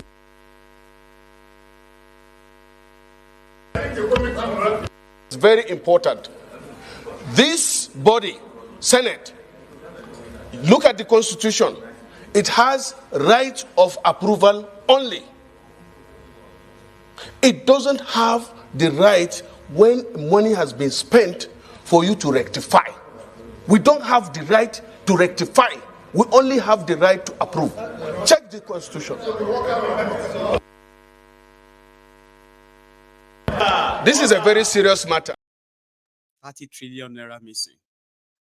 And that's how they are debating it. I was not there. I was there. I can't remember. No, I was not there. You know, the clowns that you probably think are talking about how to fix Nigeria. No. Okay, here is where somebody actually make some level of asking questions that you could probably really trace, right? Including Victor Ome. All right, I'll share this with you before we go to the next thing. Extent. But to also remind him, like the 2015, when the government was in recession, the excess crude account was in operation. So instead of sharing $2 billion, it was decided that $1 billion should be given to the governors then. And the repayment will be from the proceeds of the $2 billion to be shared.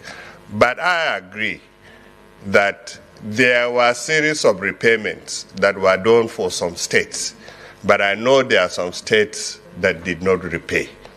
For 2023, there were a lot of money that was shared to state governments as shock absorber.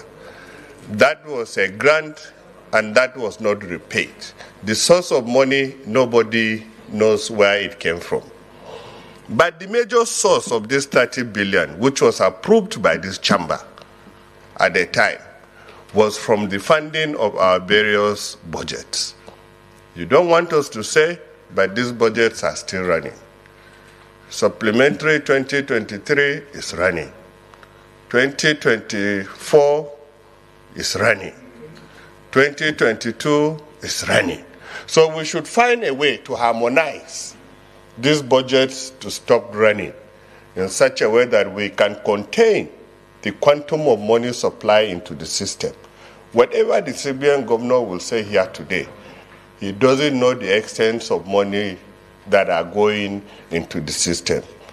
I know so many people in this chamber will not say it, but let us harmonize that one to reduce the quantum of the ways and means that is in circulation.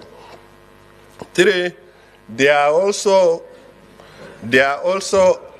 other funding of other programs of government, like the Anchor Borrower, like so many other initiatives that were done by the central bank, which are through ways and means, which have been categorized to be irrecoverable. So no matter how you want to write them off, it's either you collect them back, if it's Anchor Borrowers from the farmers, if it is industrial financing from those you have given those monies, or make it in such a way, like doctors say, like a grant, but over a period of time. Yes. So I agree that a special committee should be set up to look at this one in particular. Not that we will sit down and be covering the fence and be protecting ourselves, so that the truth will be known about the embodiment of all this 30 trillion and how we will properly take care of it. Thank you, Mr. Chairman. Thank you, Mr. President. I'm happy that we've come back to this prayer number 1, 4.1. You were not here when I contributed to the debate on this report. I pointed out that this 4.1 on ways and means says the government should prioritize liquidating the 30 trillion ways and means obligation of the federal government through a quicker resolution mechanism. I said that recommendation is not precise. Quicker resolution mechanism instead of the securitization for 40 years. And from the way the discussion has come up now, this clarification introduced by DSP has now made that provision very imprecise. If some people spent money before bringing it to the parliament for approval or appropriation, where did they get the money they spent?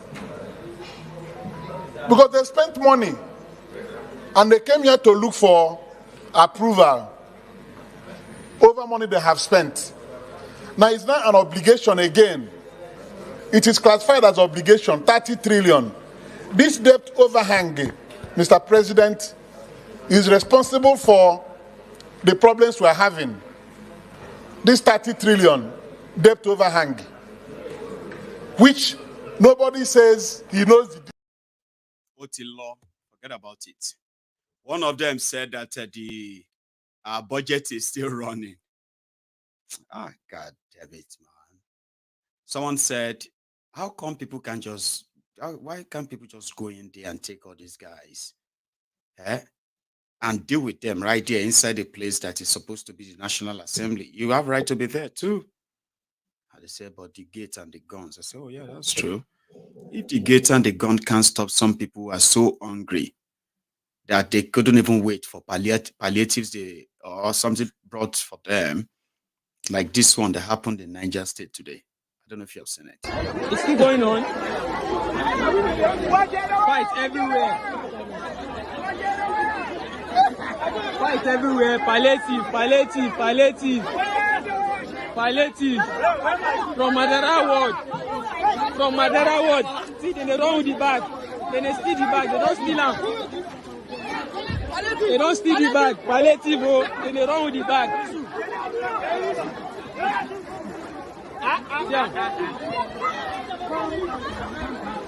Share for grand. C'est our palliative. See palliative for grand. See palliative for grand. Auntie, you want? Take. Turn my own.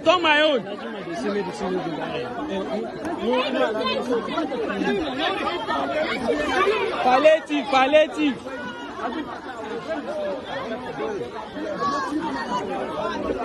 When I avoid the one guy, you see? They're still fighting it. They're still fighting. See the back? See, they're still fighting.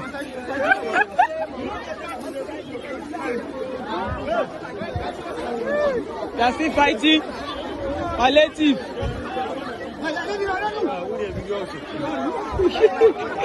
Yeah. Tinubu don't turn us to.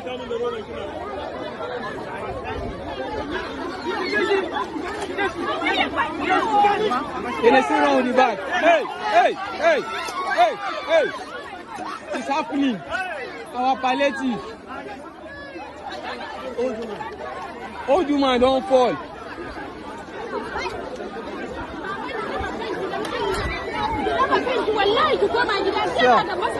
Now, old woman. Mama, no kill yourself. Kiankuri, no kill yourself. Kiankuri. See children for grant. See everybody. Now they fight up and down. You see the wrong with the bag.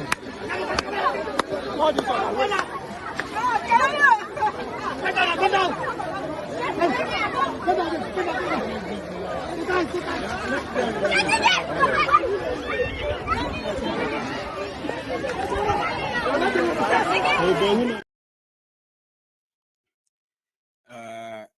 That is not the video of that happening today. It's an old video, right?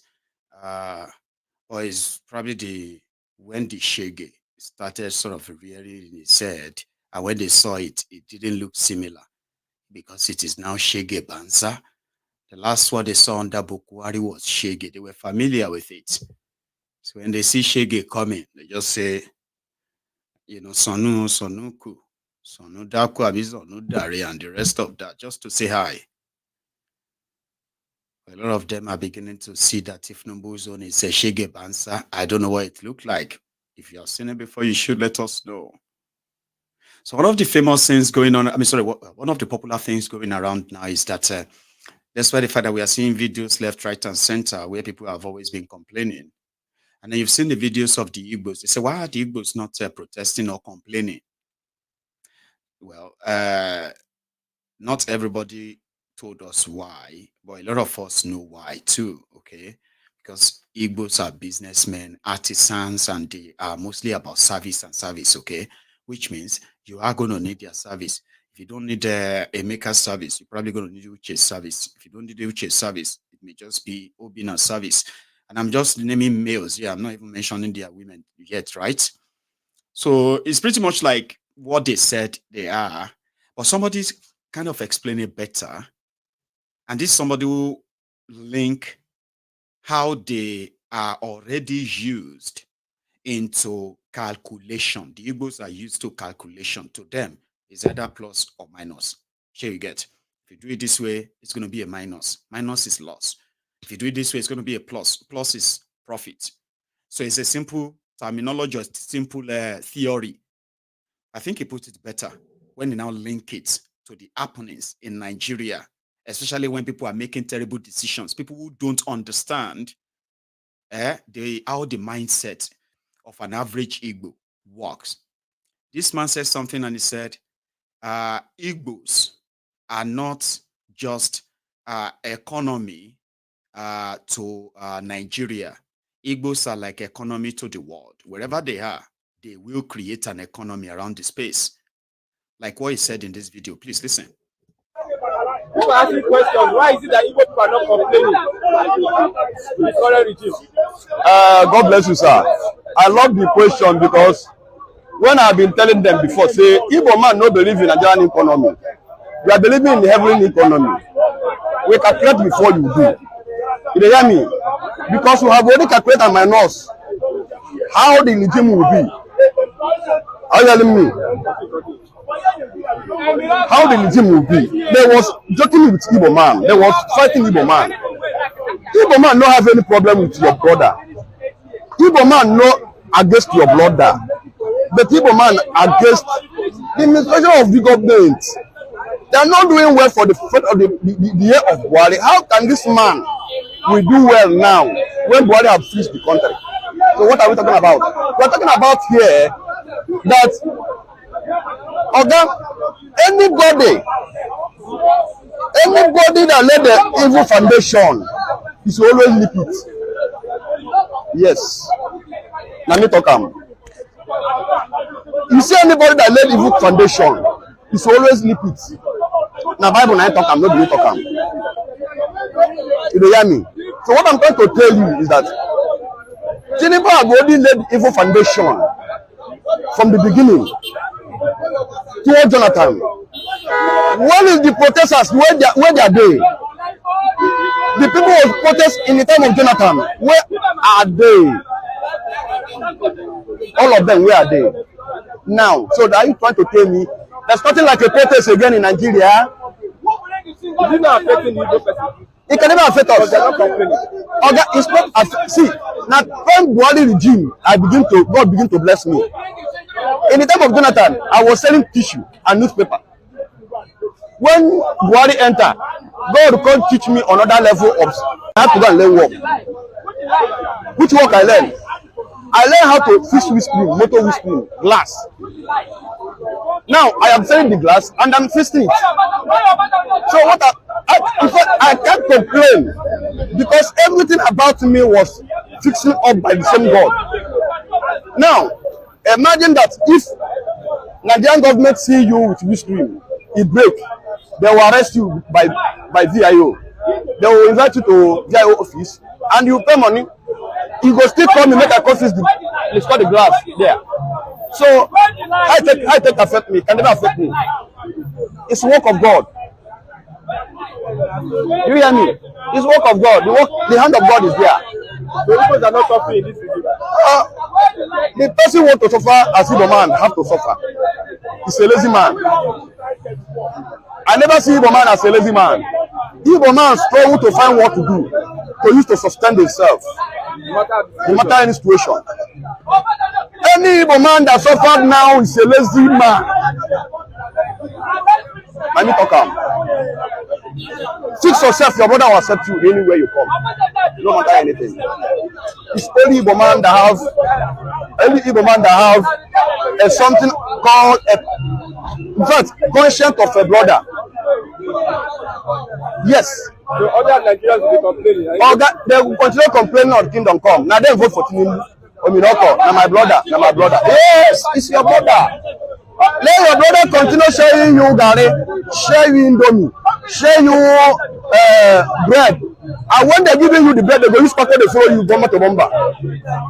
This one is not a prophet. He happened to Agege, Oshodi, among of others places. It's your brother, they share you the bread, they kill you, they go.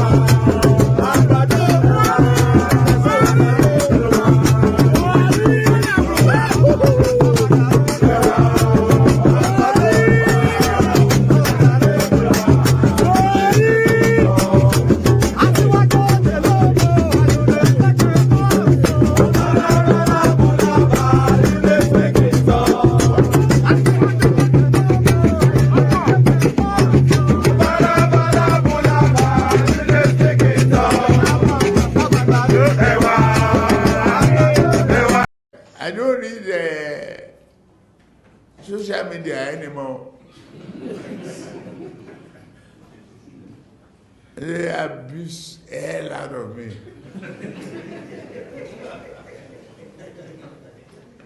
If I read it, I get high blood pressure. I get angry. I don't read it. So, if I want to hear anything, my children or any of my workers will tell me, this one say this one. If I'm tired, I say, please, forget it. Let be poor, breathe. Don't suffocate them. We have that responsibility. Anyway, my time is running out, but I want you to listen to this guy, the Hamas in Nigeria. This guy is a threat to me because I believe those who have his ideology, they will not hesitate to kill me. And when you see people like this who are taking pictures, these terrorists, taking pictures with people in Nigeria, look at their faces. These are their contacts in Nigeria. They are meeting their contacts in Nigeria. And whenever they have to organize any terror attack in Nigeria, they have those that can organize them in the name of their Allah. So when I look at people like this and what they believe in, I consider them as threats. And since Nigeria cannot protect me, it is better I raise alarm. And this alarm is also for you, who are also Muslims in southern Nigeria. To them, you are just an infidel that can read Quran. They won't blink twice to slaughter you. I mean, it won't be the first time. Now, this is the guy on Nigeria National TV, Channels Television. Legal right to fight against him. So as people everywhere. So the justification is because of the justification of the attack. The continuous violation against our people. But does Hamas regret that attack, staging that attack on Israel? Why you will regret to attack Israel? So there's no regret on that attack of last year? All the time they are killing us. They're destroying us. They're killing our children. They're taking our lands. I think we waited for 75 years that the world should take some steps in order to help the Palestinians. You know why the world, for example, they impose sanctions on Sudan, in Libya, in Iraq, in Syria, and everywhere. Why they don't impose sanctions on Israel? Israel all the time, they believe that we are above of law, above of the international law. We are supported by United States. No one can count Israel. No one can stop Israel. We can kill the Palestinians. We can take their lands. We can prevent them from the praying in Al-Aqsa Mosque. They're doing all kinds of crimes against our people. No one stopped them. Because of this, I think that the only option for us now to stop the arrogance of Israel and the atrocities of Israel is to attack Do you still them. have some of those abducted in that attack with Hamas? Are they still in Gaza or where are they? Look, I want to tell you something. This operation in October 7, it is a military operation. It was directed to the military purposes. We never plan or have intention to direct this operation to the civilians, because we as the Muslims, we believe that we should not harm the civilians. And you know, from the first day of the operation, the head of the Gassam Brigade, Muhammad Naif, declared to the fighters, avoid the children, avoid women, avoid the elders, avoid sick people, don't touch them. And you know, when these hostages were taken to Gaza from some people, we give him all kinds of dignity and shelter and protection. No one. Nuisance lele. Nuisance lele. Nigeria, despite the seriousness of these atrocities being committed by both sides, this guy said they didn't have intention. It was a military operation. They didn't have intention of affecting the civilians. Then he kind of, on Nigeria TV, Nigerian audience, this guy was telling them that, yes, we kidnapped people. Of course, we took civilians as hostages, women, children, okay, including elderly people. We took them. Yes, we did. But we treated them very well, because in Islam, we are not allowed to touch civilian. But in Nigeria, your murderous jihadists, in the name of Islam, in the name of Allah, they are murdering women and children, raping them, kidnapping them, and they don't want anybody to say they are. No, no, no, don't say that. That's an attack on Islam. And that is why, as an average Yoruba, Alaye, you know where they born you, you know your ancestors and your forefathers. None of them came from Israel or came from, Palestine or Saudi Arabia. And the reason why is this. We know the agenda is already agendering, but we will use every platform to alert everyone, including your family member, to balove shuri bruku. Our family alone grab, and your family go grab you. Tie your hand, tie your leg. Come bring you to the public. Say, we don't catch one terrorist inspired by Hamas.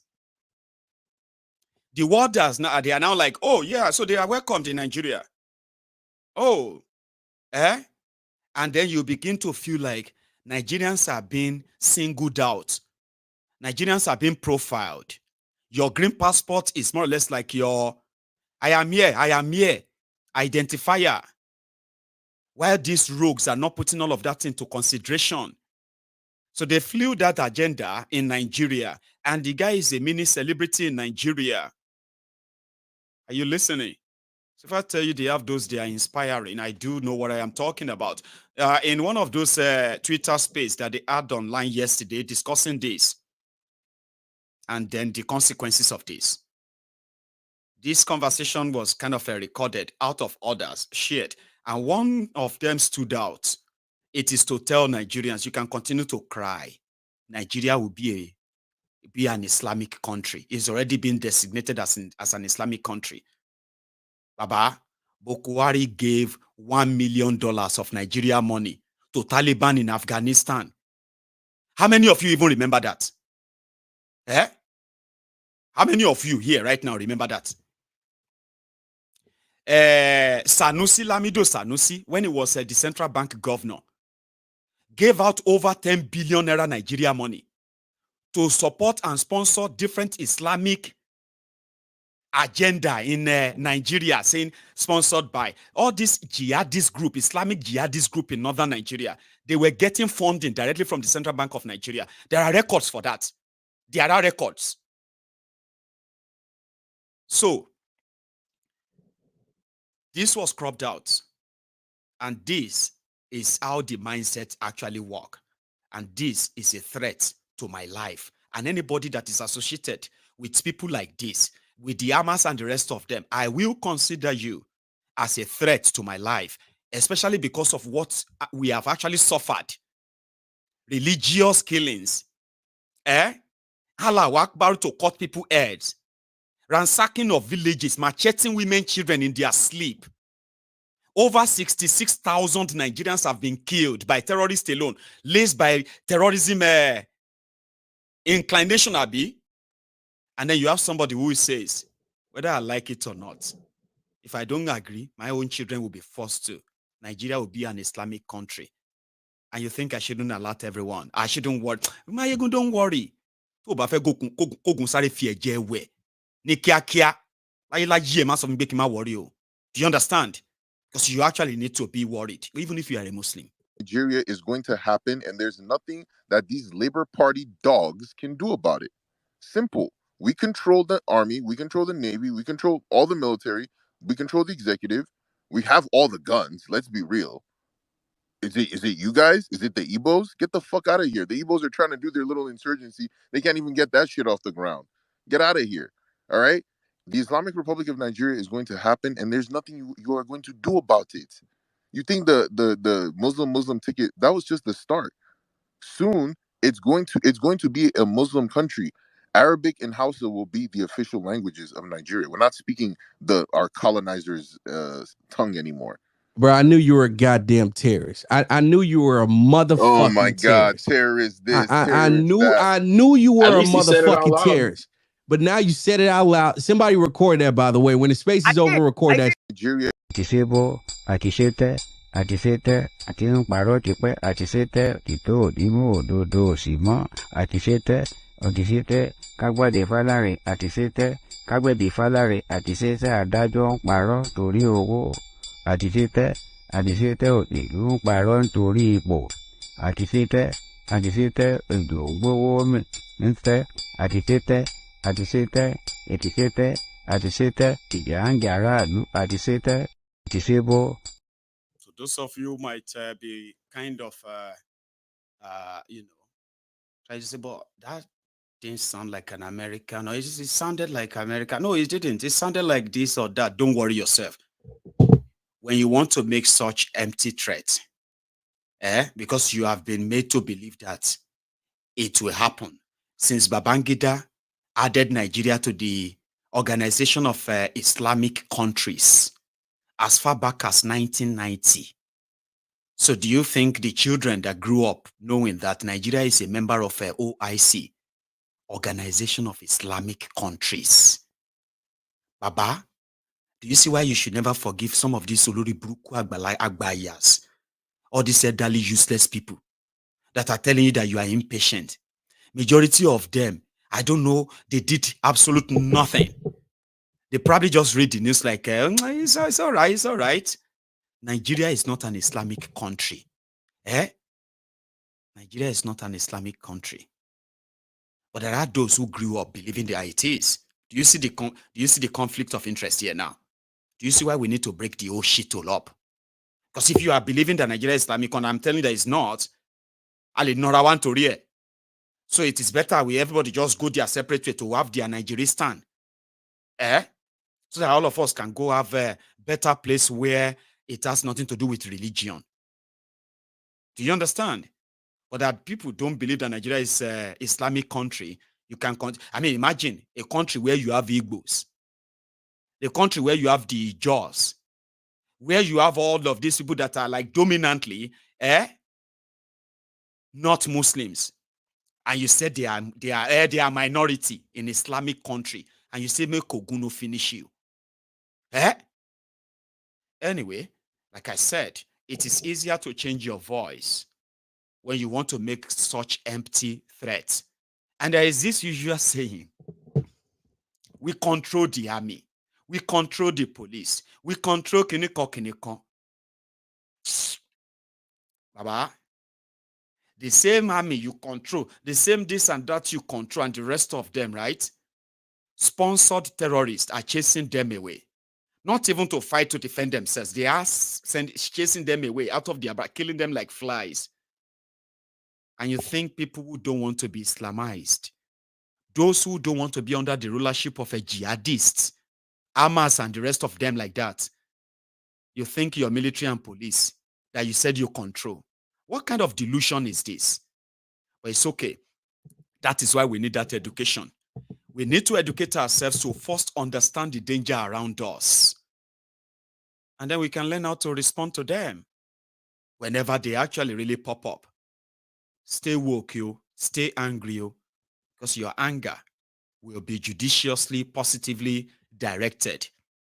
All of our angers will be judiciously, collected and positively channeled, and all these terrorists and their sympathizers, they can have their Nigeristan when the moment is here. The moment is probably here already.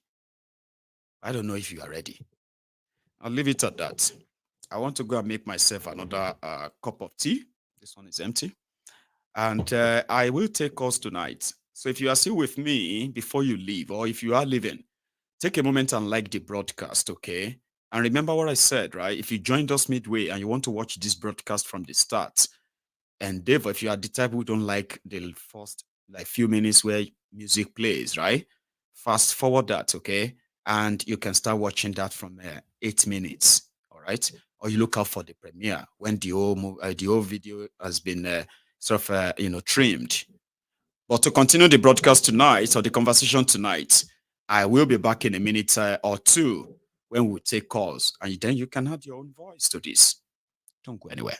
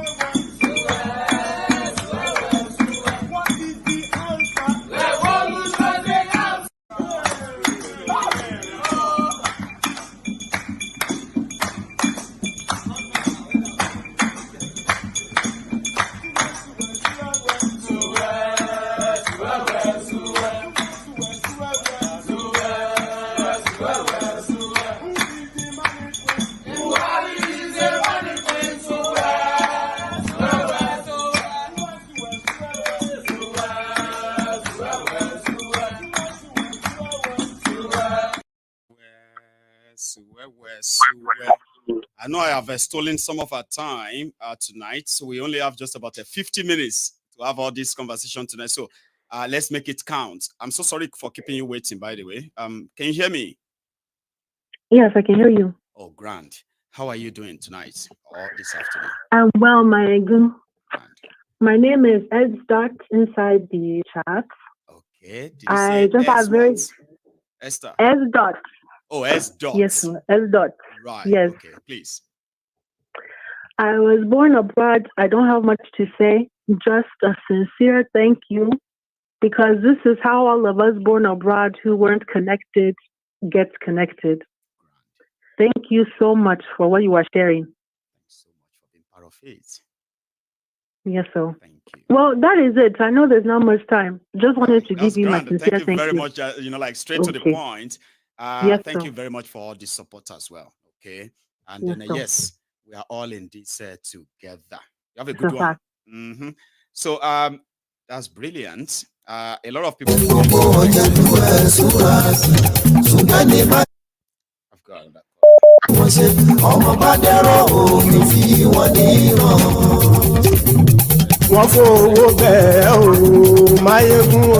The sound.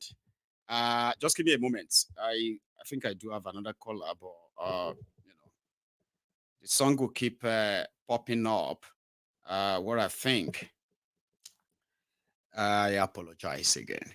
Sometimes I have to run into trouble. But again, the moment you open the line, people won't let me even touch it. So I don't think I can do anything anymore until I have a breathing space and I can stop the music in the background. Hello there.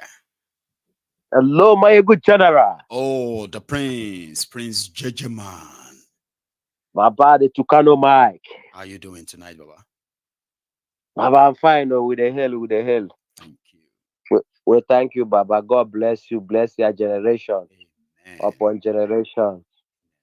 You are what you are doing. You are saving lives. And heaven will surely bless you, Baba. Amen. Thank you. Baba, tonight, I want our people to know. You see, one thing, they like what you just shared last about this the terrorist is speaking. Baba, you see, this ambition, their ambition. They are not hiding it. It's only Nigerians that are deceiving themselves. You understand? It's only especially the people from the south. They are the people that are deceiving themselves, believing that they have a country called Nigeria. Being politically are you getting correct. me? They are not hiding their intention. Zulum, or what you call it. Is it not this 2024 that is graduating the so-called repentant Boko Haram? I know. On your screen is that one that is wanted by his own country in India because of his terrorist views, trying to indoctrinate young people in India to Islamic terrorism. When they wanted to arrest him, he ran away and he ran to Malaysia or so, right? And those ones were also considering withdrawing his asylum. In Nigeria, he was given a red carpet. Nigeria is their headquarters now. You understand? Nigeria is their headquarters. Is their safe haven where all of them are running to congregate. My good general, you see, if you're in this 2024, after Buhari, who is their chief recruiter of repentant Boko Haram, if this 2024 that Buhari is no more, the dead Buhari and the impostor is no more in the scene, and the Tinubu before his own eyes, they are still giving indigenous card of different states to all these terrorists, and they are recruiting them in all over forces in Nigeria and all that. Exactly. In Nigeria, what is their intention? The intention is to make sure that they weaken all the armed forces in Nigeria. That is the intention. From within. You understand? Yes, that is the intention. So, Mayegu, you see, our people are deceiving themselves. The earlier, the better you wake up and know that Nigeria is a cover. This is what they call one Nigeria. You don't hear any one nation anywhere. It's only in Nigeria. That is to tell you that the country itself is a fraud, is a scam. That's why you always hear them from the north. This is their slogan: one Nigeria, one Nigeria, one Nigeria. You understand? Thank you so much. Baba, go on. Quickly, we're managing the time. Let our people, yes, in 1 minute, let our people wake up. Let everybody identify your ethnic nation. If you are 1 million in your region, is enough to form a nation. There is some nation that is not up to 1 million. Malta is just about 550,000 people. Malta. God bless you. So there we are. That's why it's only Biafrans that knows what they want. That's why we are keeping silent in this their protest. Are we protesting for Nigeria, to have Nigeria, or to restructure Nigeria, or to save Nigeria, No, Nigeria is dead. All we need is Biafra. IPOB is Biafra. Every Easterner is Biafra. Thank you, my good general. God bless you, the prince. Thank you so much You too, for Baba. always. Here is another caller. Hello there. Hello, good evening, Good evening, ma'am. How are you? I'm fine. Actually, today is my first day of calling. I can tell. Yeah. Thank you. I'm very so much, happy. ma'am. Go on. Thank you. I'm so happy I got you today, and I thank you for all you are doing. You are really doing a great job. You are making us to understand how the system should be run. But tonight, I just want to speak from a different dimension. Please share, ma'am. Quickly talking about the citizens. We know how the Nigerian government rules, how they do their things. They don't care about the citizens, their impunity and their corruption all over the place. But the actions, the contributions of the citizens is what I want to talk about. You all see what happened at the 2023 election, both in Lagos State and all over Nigeria. These evil politicians, they are using the citizens to put themselves into power. They are using the judiciary. They are using the NYC COP members. They are using the lawyers. These are the citizens of Nigeria. I want us to start talking about these people. I want us to start fighting against these people because they are the problem of Nigeria. I don't understand how less than 1 million people, which are the politicians, will overpower more than 160 million citizens. Just because the citizens gave them the impetus, they gave them the power, they gave them the audacity, they are backing them up. On the day of the election, during the election 2023, we all saw a video online. Chief Tinubu was telling the people he gathered around his house, snatch it, run with it. He was not telling his son, neither was he telling his daughter, but he was telling Nigerian citizens, and they ran with it. They did.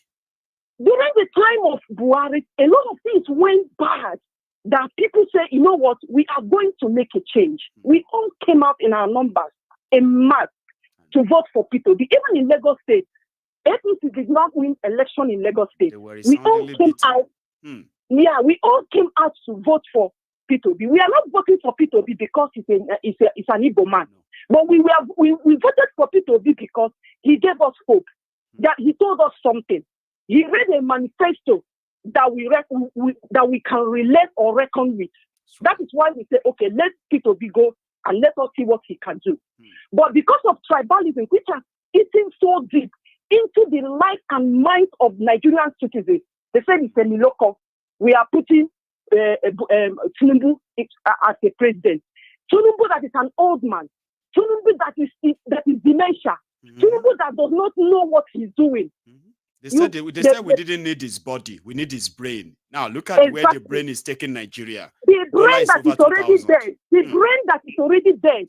That is what Nigerian citizens put into power. And to make it worse, so quickly, right? To make it worse, they are now telling those Nigerians that they must never protest. Yeah, to make it worse. Exactly. Up to this moment that there is hunger, everything has gone bad in Nigeria. Everything. People are still going to the television stations to defend Tinubu. These are citizens. I made a video. I said, you that is crying in the market, go back and cry to your son that snatched ballot box. Go back and cry to your husband that is a lawyer that dismissed Atiku and Obi at the tribunal and implanted Tinubu as a president. So we need to start fighting against Nigeria tribunal. We need to start fighting against the lawyers, the professors, that when they come to the election day, when they are calling results, no professor in Nigeria will stand and say 23,366,720. They be calling 1, 2, 3, 4. At the point I asked myself, I said, when we were growing up, we were told that professor is a person that is well read. What is this? I had to go to the dictionary to find out what is the meaning of a professor. Because we are all bribed. The lawyers are being bribed. People are cutting away with ballot paper, destroying election materials. Let us start fighting against these people because they are the major problem of Nigeria. If not that the tribunal implanted Tinubu into office, Tinubu will put have been in the office.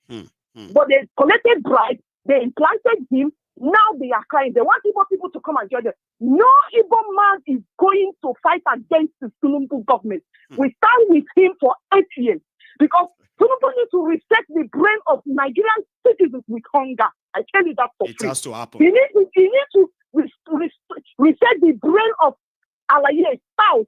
Those people that collect 2,000, 1,000. Those people that when they are still on blog, so go to blog. They are still on blog defending these people with borrowed data. They are still on blog defending these people with hunger in their stomach. They are crying. They think they are doing it, but people man must always survive. Let Tinubu bring it on. We want the dollar to be $1, 10,000. Yeah, I'm telling you. Hey. Yeah. So we die here. That's the situation right now. Like we die here. Nothing must change. You leave him home. Nobody should touch him home. Nigerian citizens, if you are a Nigerian and you are listening to me this evening, go back home and fight against yourself. Because you cannot tell me that less than 1 million people that call themselves politicians will overpower over 160 million citizens in Nigeria if you did not give them the power. If you did not give them the impetus, the strength, the audacity to do what they are doing, go back to the drawing board. And the only thing that will take them back to the drawing board is this hunger. Reset. Yeah. See, Milady, thank you so much. Thank you. I don't know why I've not been lucky to hear from you or this while, that this is the first time. I hope the trick you used tonight will work next time. I want to hear more from you, ma'am. Thank you so much. Thank you so much. Thank you so much. I appreciate it. Thank you. Thank you. So you see, in case if you don't know, a lot of people who are completely done with Nigeria and the shenanigans of the Nigerian ruiners, right? They believe that this probably is a great reset. You know what is called a great reset? Great reset can happen through economy, and then it will eat everything that it's not just Tinubu that is going to go down. All of the component parts of this fraudulent establishment is going to be affected and uprooted. Okay, that's what you call the great reset. Some believe this could be the great reset. Others believe that no, there will be great reset after 8 years. There's no great reset in 10 months. I'm like, 8 years. Yes, 7.5 years to go. It could do. I have a caller. Hello there. Mayagu. Good evening, bro. Good evening to you. Today, this last stage on your program today, if I'm telling you now, my body is shaking. God bless you. I'm shaking. I was triggered too. Like, what is this? Not even because of, I'm not even thinking about the country anymore or the politicians anymore. From what JJ Man said, I'm beginning to see the picture. I'm beginning to see this evening. I can't even hold myself. My stomach is hurting me now. For me to see Hamas in Nigeria. What's the connection with Hamas and Nigeria? So we can see now, even the South Africa, we are defending them, trying to support them on the basis of diplomacy, based on what Israel and all those things they are doing there. Now, but South Africa never invited them in their country. So South Africa for you to see case on their behalf at the International Criminal on their behalf, yeah, but they never show up with them in their own country to tell you that this issue of the Liberian guy that came on board one day on parliament session, the guy from Liberia. Yes, he said something that never go away from my mind. He said that the Islamization of Nigeria is real. And Prince Gentleman just said that now that we are the one deceiving ourselves, that thing is real. They are not hiding it. And we can see now, for the past 8 years, Buhari is there. They have been bringing all these foreigners, these people, these core Islamic people that the whole world knows about. So Nigeria is now a threat. It on Nigeria, they will say Nigeria and them will appear in the same sentence. Yeah, so yeah, anybody that is saying that England now and all those people now are in support of what is happening in Nigeria, I think it's becoming to show another level. because Nigeria is now a threat to the West now. But we don't know this. Now, because seeing these people around us, they are now, because we flow, we move around so much. So now they don't know who is who now. So all of us are in this thing now. And you can see in Ilorin, the Kwara State, they are putting this fanatics so deep in Ilorin. I don't know when the Yoruba, because there's no Yoruba family that doesn't have Christian, traditionalist, Islam inside. So now, what I'm seeing in Kwara State now is a different dimension of Yoruba religion.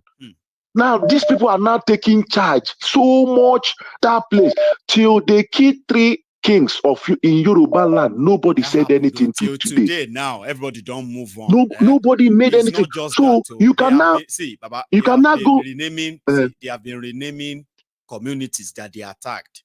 They have been renaming the communities Fulani names, and they are appointing emirs and all that. And somehow, this is also under the radar, including this. So I mean, see, one thing they have done is that the victims of these areas, right? They have ensured that they were silenced. The Nigerian system that is enabling it.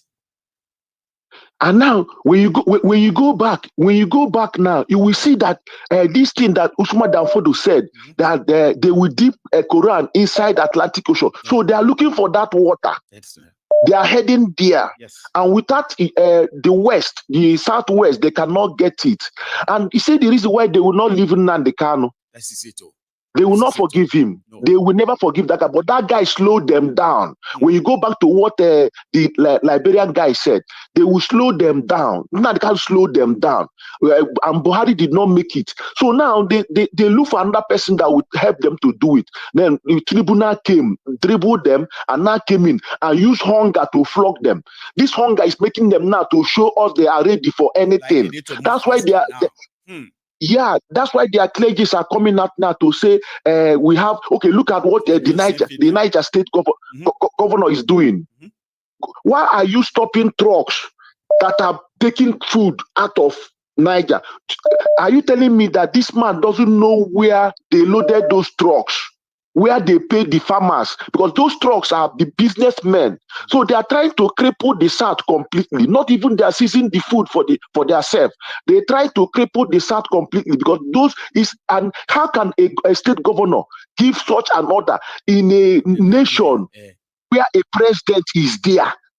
Who is he to stop a truck moving from one state to other because See, in fact, since I saw these white guys and the way this guy is talking to Shehu, you see, they have the authority already. And from the one you showed, feel at home, like they feel at home. And the one you showed in Twitter, the guy that was saying that they have the bullet at the gun. I wish my Niger Deltas wear this oil that is giving them all this money. They will wake up. When they wake up, there's only one bomb. Cut the pipeline.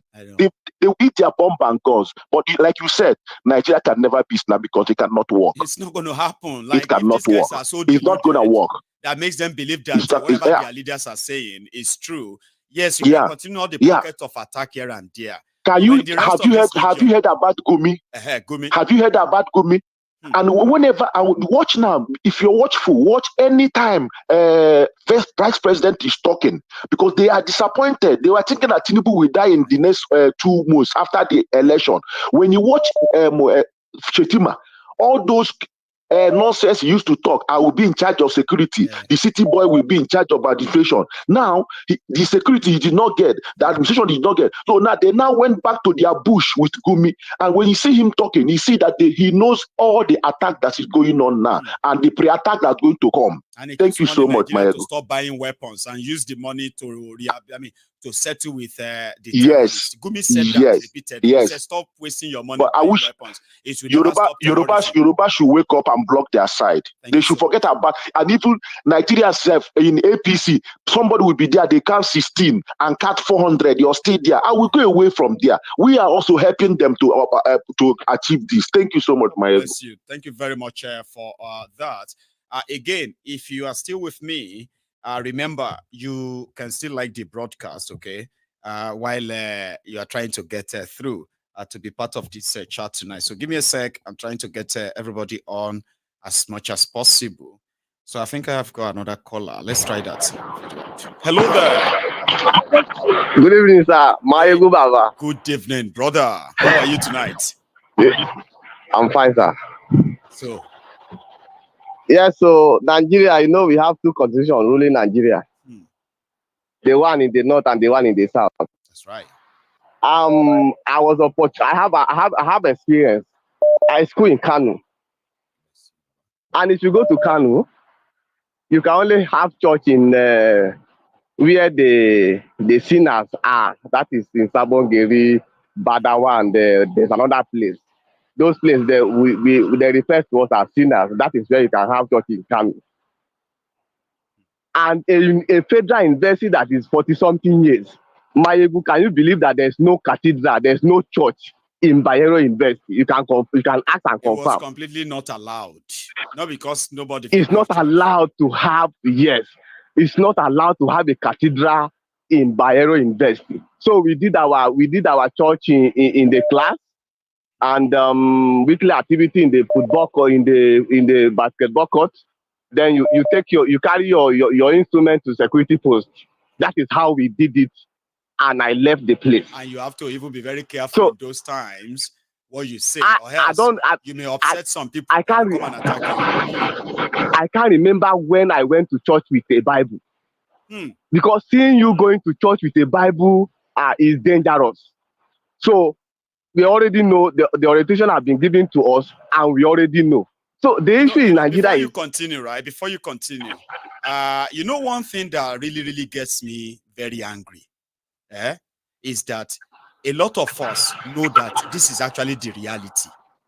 Then you will see somebody who is a Muslim from the south, and they will come quickly because they want to defend this nonsense. They will quickly come and say, "No, you are lying. You are lying. There is another church that is not in Sambogeri in Kano. There is another church. There is a cathedral in Bayero." This is them trying to make, because what you are saying is about inequality in a single country with two different rules, right? Instead of them to see it that way, they will see it as an attack on their Islam, not the people who are administering the Islamic religion up north in a country that was supposed to be a country of Christians, Muslims, and everybody, right? But they have done it in a way to make everybody believe that Kano, Sokoto, they are Islamic places. You cannot just come and start your church. That's against Islam, and everybody knows. Go on. Let me even confirm what you said. So while I was mobilized to Ondo State for my NYC, in the lodge where I was, it was a fasting period, and I was telling my lodge mate that I pity my Kano people now that now you can't get food. You can't get food anywhere. There's no restaurant that will sell food now. That will sell food now. And one Muslim from Kwara State, the call member, he said it's a lie. And we have to call my friend. And my friend told me that now there's no food in Kano. I told this guy, I schooled there.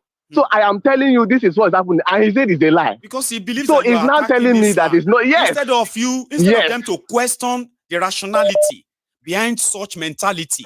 In a country that is not Islamic country, Baba, even in Saudi Arabia, they don't practice all this barbarity. Sure, you know. Oh, go on. Yes. So, well, even the Malan that will be selling bread in the school will stop selling bread because they are doing fasting. So this marriage, it doesn't work. It doesn't work. There's nothing anybody can do about it. In fact, one of the ladies that said that this hunger should wire us more. I support that idea. Even me, I want something that will push me out of my room. That will stop. That I will join the any protest that will be coming up. Yeah, you will no longer have any excuse or reason why you say it's not my business yet. And I pray that yes, our brain need to be reset. Our brain need to be reset to the point that we now know that yes, these are the oppressors. So there's no need to back them up anymore. Yeah, good governance. So that is my contribution this night. Tribalism, religious fanaticism. Good governance means good life. Anybody who will sacrifice that for religion, sacrifice that for ethnic or tribe and all of that, nobody should be sharing country with such people. I promise you. Good evening. Thank you very much. Okay? Thank you, sir. God bless you. Now, I'm gonna go take a side at the time, and it shows that we only have about 40 minutes to go. Now, listen, if you are still with me, do me that favor, okay? And if you are with me here and you haven't liked the broadcast, please do me that favor and kind of like it to show that. I mean, you spent over 150 minutes with me. Yeah, that's like 160 minutes, 2 hours, 40. That's not even that. Yeah, that's 160 minutes. But let's take this. Hello there. Hey, Mr. Maigo. Yes, sir. Thank you. How are Thank you so much. Today's program was really, really interesting. And thank you so much for the role you play. History will never forget you. You see, my problem is I have problem with Christians in that part of the zoo. You see, every week we hear our Christian brothers getting kidnapped, dying. The next Sunday, all they do is dance. They don't even mourn. Like, they just forget everything. They don't even talk about it. And yes, we claim we love God. We serve God. You see, it's such a shame that we've been brought to this level that we cannot reason. The black man cannot reason, and there's something wrong with the way we reason. And that's the reason why we are stuck. That's the reason why Africa is not moving forward compared to other parts of the world. If you ask an African man, just tell me one thing religion has solved. One problem in Africa's plethora of problems. Religion has not solved one problem. Rather, it has made us to be grateful. So why other nations are using their lifetime solving problems? Because the human mind is powerful. It's the most powerful thing ever created. Is the most powerful thing ever created in the entire universe. The human mind can potentially solve problems and can also create problems. But this part of the world, we are not solving problems. We are just waiting for an easy way out. We are actually the problem, Baba. We are actually the problem.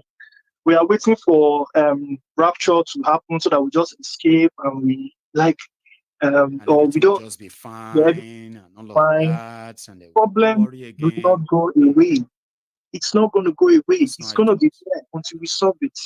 What we need is consistency. It is because of Mazen Ambikalo's consistency that they got him. He was consistent in what he was saying.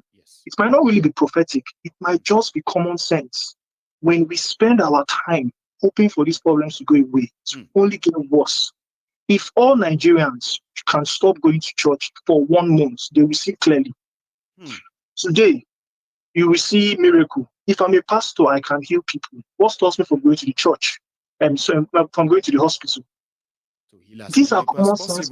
Put smile on their faces, cure them of their horrible diseases, share science, show something, or no. Exactly. So we know these things is a scam, but we are just holding on to this scam. We are afraid of the truth. When somebody tries to risk his life to give you the truth, we don't even know what to use this truth for. The only way for us to be free is only the truth. So we have we have been so used to lies that we are so afraid of the truth. We are afraid of the truth. We are afraid. People are like, oh, if this truth comes out now, so all my beliefs, my brother, if we keep on waiting, oh, Jesus is coming soon. This is the same thing the next generation will wait. We will tell the next generation to wait. They will keep on waiting. They will not solve one problem. Nigeria is a key. This is why it's very important. The world has to pay attention, including Nigerians themselves. Your destiny, the destiny of Nigeria, is to free Africa. Don't let religion blind us. Let us see clearly. If Lord Lugard never came to Africa, what are we going? Or if the missionaries never came to Africa, where are we going to go to heaven or hellfire or this or that? People serve God because of where they will end up in afterlife. The reward they were promised. Yeah, the reward they were promised. So if you take away that reward, they will not serve God. That means you don't love God. You should serve God because you love Him, not because of the promise of heaven or hell. This earth is important. We've not seen the heaven. Nobody has seen hell. No. Nobody has seen heaven. No. Why are we thinking this one we are living is not important? Let us start to think. Thank you, Mr. Mayegun. God bless you. Bless you too. I'm amazed. Thank you very much for sharing that with us this evening. Okay, you have a wonderful evening, even if it's afternoon over there, Baba. God bless you. Thanks a lot. Now that's a wonderful piece from that my caller. It seems that my callers are not really bothered about mentioning their names or whatsoever, but I love it. They have all been going straight to the point as they feel towards all of this. Here is another caller. Hello. Hello, good evening, sir. Good evening. Is that you, Idris? Yeah. Yes, sir. Yes, sir. Yeah, fine. Thank you very much, sir. Yes, sir. I want to speak pertaining to this religion of a thing. I don't know. There are some instincts in me that I do ask myself that what is the purpose of religion? Because to me, I read deep about religion, and the meaning of religion is acting good to my neighbor. Because I believe that church and mosque, they are just a place of worship. But the way I can relate to other people, that is the true conscience of me. And the last person spoke something about, have we gone to heaven and have we gone to hellfire? No, we've not. It is just the scripture that was brought to us that shows that, oh, this is how heaven and earth is. But why don't we just do good to ourselves in this life? Because in the Quran, it says that some people that you think that they will even go to the heaven, that be it these religious people, that you will see them at the hem of hellfire. Why those people that you don't even believe that they are even going to you've even seen that, oh, this person is a bad person, and you see them in heaven. So I don't know why these are our religious people. They keep preaching. They should preach what we need. That has to be to do the right thing, not like before we being propagating. What people should understand is this: religion, which has now become the opium of the poor, have a history of deceit, barbarism, threats, and so many other things that, including coercion. The first slavery ship that took slaves out of Africa was named Jesus. So, however, for those who have reformed religions over time, religions have now become a sort of a contact point. I mean, sort of a contact between you and your supposed creator. And that is where that comes to that part where you said your own belief of a religion is, whether Christian or Muslim, is your kindness or goodness to your neighbor. That's what describes you, for whether you're a Muslim or a Christian. But above it all, it seems the society in Nigeria have lost all of that. People just have, I think people are just religious, but they are not godly. They are ungodly. Idris. Exactly. That is just. You've said it all. That is exactly what is happening to us in Nigeria. This is why if you carry the order, you say a change. Just to remind people. But it seems that the situation has gone beyond that, Idris. You cannot help. Okay, now we are saying Muslim tickets. Now Tinubu and co, they are, to me, you only see them probably on one occasion, probably in the mosque, and that will be only the Jumat service. And whenever you see this Tinubu, you just see him sit down. I don't see him as a religious person, but you all down to the tune of Muslim tickets, and now it is affecting everybody, even the northern Sharia, the Sharia people. It is even affecting them the most, because the Almajirism is even being propagated more in that place. Now in the south, if I probably these people, they can't, these Hausa people, if I had to lead congregation, they can't allow me as a southerner to lead. So is that not even in the north, though. In the south, in Yoruba land, in the south, you cannot lead a congregation where the northerners are going to be this. Well, you see, that thing keeps people keep saying that, and I just don't like to sort of in any way argue it because I may not understand it fully. Idris, when I was growing up in Odogbolu, our chief imam, Ojulari, Chief Imam Ojulari of Odogbolu Central Mosque, he will lead prayer. Another Yoruba Ijebu person will lead prayer if the chief imam is not around. Or do you know something?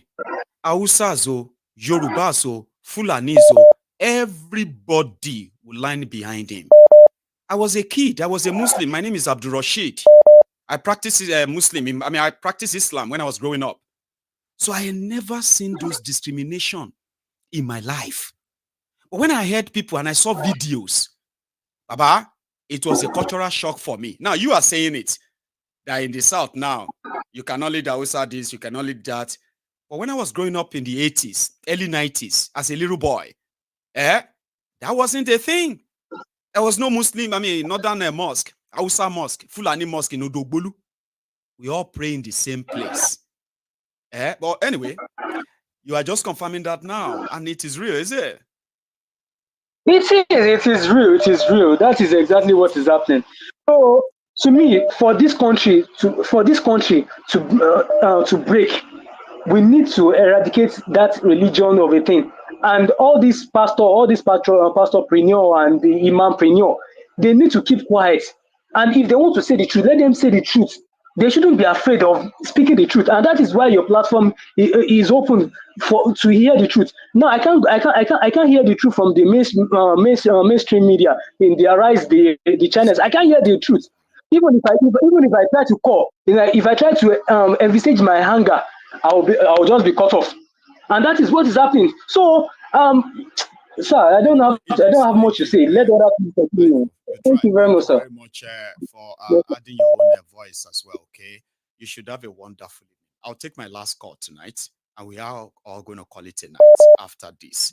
Here, hello there. Hello, sir. Can you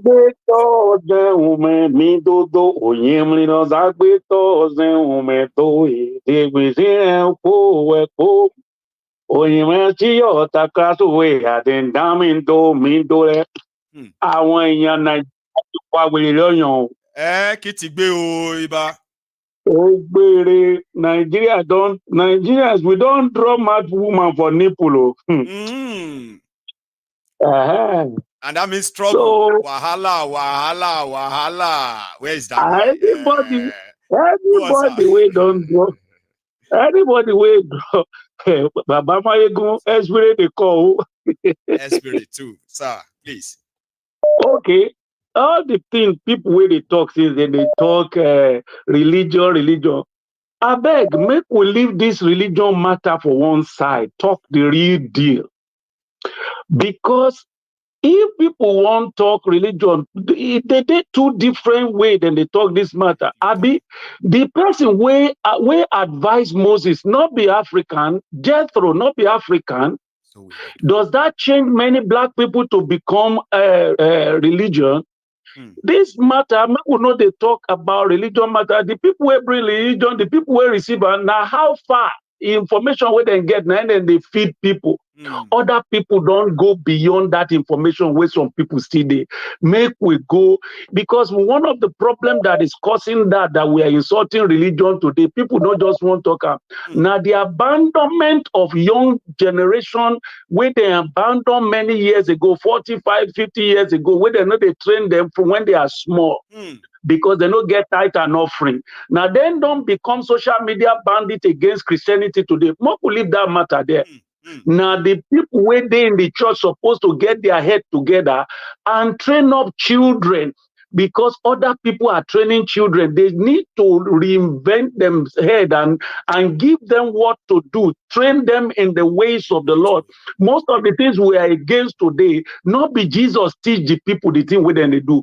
People should look at Jesus and look at what the person is doing. Many people, when they blame Christianity, they blame one religion, blame the Baba, they blame this today. Now, because then themselves, now waiting then they look for in the church, make them stay there. Now God said make them stay there. Somebody said if there is no reward promised, majority of them will never enter anything to say they have. No, they are not. My brother, if you know God by yourself, you know if they tell you lie they bounce like football for body. You go know say then they tell me lie here now. You need to move. Some people say now because they won't belong to a brand. It takes two to tango now. Abi, it takes two to tango now because wait till they find now you go carry you go the place and you say no one leave. Did God ask you to stay there? Then work out. Go face God by yourself. God will answer you. When most of us they abroad, how many of us go stay? Not be God, you face God by yourself and you were answered. And we see are still facing. So make we live. I beg, or because if you want, some people say that moderate Muslim. Which moderate Muslim don't ever condemn the jihadist Muslim before? Now strategy. They know waiting than they do. Some people go behave well to win some people. And you can never see a moderate one condemning the jihadists. Now their plan be that. All this, food no day. These people, they don't already plan a long time. They have a long-term plan. Now we know they wake up. Where would they dance? The way would they go up and down. So now we go find how we go come out ourselves. But now hunger don't come now. Anyway, everybody is trying to figure out how we're going to cry. I mean, climb out of this crab bucket. Yes. Because when I was in Dubai, in the year 2000, Walai, they forced me to take 25 fasting. Me, where be Christian. No food for you can't eat on the road. So Moko leave that matter, Moko face the matter where they grand now. Yeah, Abba. So Nigeria is not. But what they are pointing out in that point is that you see, religion would have been made able to do their thing. But you said something. You said Nigerians themselves, they set themselves up to be scammed and be deceived by these people we see today. So we cannot continue to blame these pastorpreneurs without blaming all this flock of people enabling them. Sure, you understand now. So what people are just pointing out is, what they are pointing out is that, listen, you could follow all Sharia laws in Islamic countries, right? But in Nigeria, where it's not Islamic country, right? In a part, they have this Sharia law in the northern Nigeria. And they also, like, unwritten code that Sharia law is bigger than Nigerian law, okay? So now they be not be so. You know what I mean? Not be so Britain don't they fight them now? Because now so them be, they are bunch of liars. Not be them talk say it is inside Quran that Allah is the greatest deceiver. Then go show you say now black, all of us now the same thing. Not before before I was born. I'm gonna be 60 this year. Now only Hausa people they carry knife waka for Nigeria. That one na law. So I beg those things. You allow one person to the carry knife. If you keep person, he go free. They say then you provoke. Then will say you provoke him. So we begin to encourage our people because let us talk about solution. Because now hunger, now in day down now. As hunger, they unite people together for family. When they see each other, they talk. Now, the same way hunger, they unite people when dead body don't happen. When person die, dead body go. When dead body come, only people go unite now. Now, it make not the hunger and greed go make middle class people gather themselves together. Can't they go form political gathering? People don't know say now hunger, now greed, now hunger go make person now. Greatest reset. Great reset. Now person. Now hunger, now make our life don't become sachet life now. Sachet milu, sachet milk, everything sachet. Now, so for me, my solution, I still talk and be say, my solution be say, And if we be Christian, if you be Muslim, if we be Alawo, because I know they are from the Ogun family. Ogun meje logun mi, Ogun alara ni gbaja, Ogun onire ni gbagbo, telemono ni gbesunju. Gbogbo keep it up, gbadua kan ka. Make them go remove everything with they take cover our people face. If na that one, people Christian, Muslim, they want to pray, let them go and pray for that. See, God bless you. Thank you very much, Baba. Is a night that is far spent, and you just all right, my brother. So late, and well, no problem. I'll hear from you some other time. Thank you very much, right. And thanks for always too. Okay, you have a good evening, sir. So this is where we are going to again draw the curtains. Okay, I've spoken my own mind, and what you do with the entire information. It's completely yours. I hope you really use them enough to find out even more. And when you find out more about a lot of things you have found on this platform tonight, right? So there is a popular saying, okay? They said that in life, okay, don't just try to be good. If you have to learn to know better. Now, when you know better, you must do better. And indeed, make of that what you probably think. Thanks a lot to everybody who has been with us all evening. My new member, a gold member, as well as everybody who actually dropped their own offering, like in the broadcast. I will see you some other time. All right. Tomorrow in the afternoon, I'm going to be in the studio, and I'm going to kind of open the line. So I'm going to take I'm going to be taking calls. All right. Take requests and all that. So if you are probably up between 11-12 in the afternoon UK time tomorrow, you can possibly join me in the studio. But apart from that, I will see you some other time. Good night.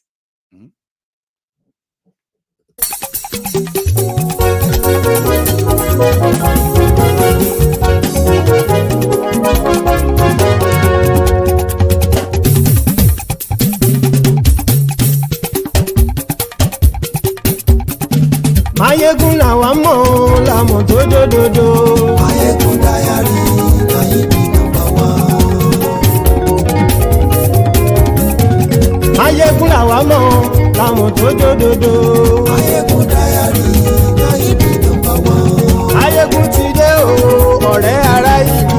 Mayegun Diary Nayibi #1. Lórí Facebook, lórí YouTube. Mayegun Diary Nayibi #1. Gbogbo bó ṣe ń lọ ni Mayegun já wa sí. Mayegun Diary Nayibi #1. Àṣírí ọ̀jẹ̀lú kì í bò níbẹ̀ o. Mayegun Diary Nayibi #1. Bó bá ṣe eré àní Mayegun máa wí. Mayegun Diary Nayibi #1. Ó sì tún ṣe eré wàá gbọ́ níbẹ̀ o. Mayegun Diary Nayibi #1. Mayegun Diary political. Mayegun Diary Nayibi #1. Godfatherism kò sí lọ́rọ̀ Mayegun. Mayegun Diary Nayibi #1. Ẹ farabalẹ̀ sẹ́ o kẹgọ́rọ̀ lẹ́nu o. Mayegun Diary Nayibi #1. Àní Mayegun làwa mọ̀ tó dòdòdò. Mayegun Diary Nayibi #1.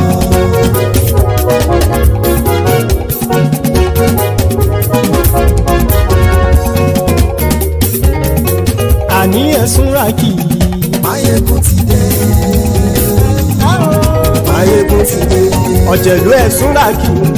Mayegun ti dé. Àní ẹ̀sùn ràkì. Mayegun ti dé. Lórí Facebook. Mayegun ti dé. Àní ẹ̀sùn ràkì. Mayegun ti dé. Lórí YouTube. Mayegun ti dé.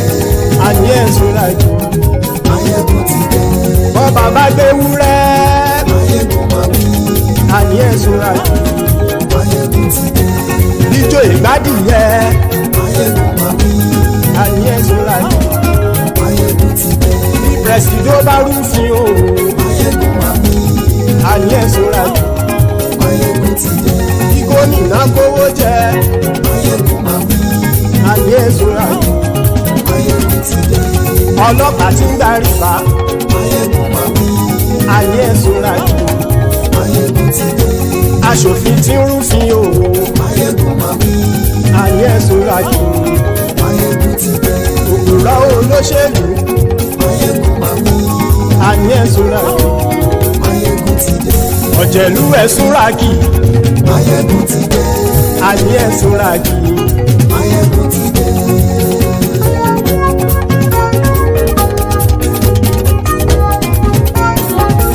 Máyégún ti dé. gbogbo ọ̀jẹ̀lú ẹ̀sùn ràkì. Máyégún ti dé. gbogbo ọ̀jẹ̀lú ẹ̀sùn ràkì. ṣùgbọ́n ní bá ti ṣe èyí tó yẹ kí wọ́n ṣe ọmọ bá dèrò ní fi wọ́n níran o. Máyégún ti dé. gbogbo ọ̀jẹ̀lú ẹ̀sùn ràkì. Máyégún ti dé. gbogbo ọ̀jẹ̀lú ẹ̀sùn ràkì. ṣùgbọ́n ní bá ti ṣe èyí tó yẹ kí wọ́n ṣe ọmọ bá dèrò ní fi wọ́n níran. wọ́n fowó bẹ́ẹ̀ o Máyégún ó sọ pé wọ́n ò fẹ́ bẹ́ẹ̀. wọ́n fowó bẹ́ẹ̀ Máyégún ó sọ pé wọ́n ò fẹ́ bẹ́ẹ̀. oníkan ṣáàtì ṣe èyí tó yẹ kí wọ́n ṣe fáwọn ará ìlú tó gbé wọn débẹ̀ o. Máyégún ti dé. gbogbo ọ̀jẹ̀lú ẹ̀sùn ràkì. Máyégún ti dé. gbogbo ọ̀jẹ̀lú ẹ̀sùn ràkì. ṣùgbọ́n ní bá ti ṣe yìí tó yẹ kí wọ́n ṣe ọmọ bá dẹ́rọ̀ ò ní fi wọ́n níran. kì máa yí ṣe eré ọ̀rọ̀ yìí kì í ṣe ẹ̀fẹ̀. kì máa yí ṣe eré ọ̀rọ̀ yìí kì í ṣe ẹ̀fẹ̀. ẹni bá ti lè lẹ́bọ̀ lẹ́rù o ọmọ bá dèrò kàṣàyè tú wọn síta. Máyégún ti dé. gbogbo ọ̀jẹ̀lú ẹ̀sùn ràkì. Máyégún ti dé. gbogbo ọ̀jẹ̀lú ẹ̀sùn ràkì. ṣùgbọ́n ní bá ti ṣe yìí tó yẹ kí wọ́n ṣe ọmọ bá dẹ́rọ̀ ò ní fi wọ́n níran. tẹnitẹni ọmọ Máyégún ọ̀rẹ́ ara ìlú mọ̀mọ́ ni mo fọlọ́hún ṣọ́ ẹ̀ bá kìlẹ́bù. lóòótọ́ olódodo ìlú ọ̀tá ìlú mọ̀mọ́ ni ìwọ ṣá máa ń ṣọ́ra kò sì mọ́ bẹ̀rù. bọ́tà ń lè rí bóníṣègùn lé káwọn mọ̀mọ́ fi ṣera wọn ni ó ti dẹrùn tí wọn ò gbọ́dọ̀ sì mọ́ bẹ̀. èèpo ọ̀gọ̀ lọmọ bá dérò tàjẹ́ ò gbọ́dọ̀ jẹ́ ó ti jọba lórí abínú ẹni kò sì mọ́ bùyà.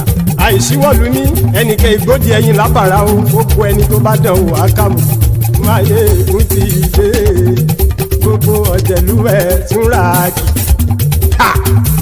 Máyégún ti dé.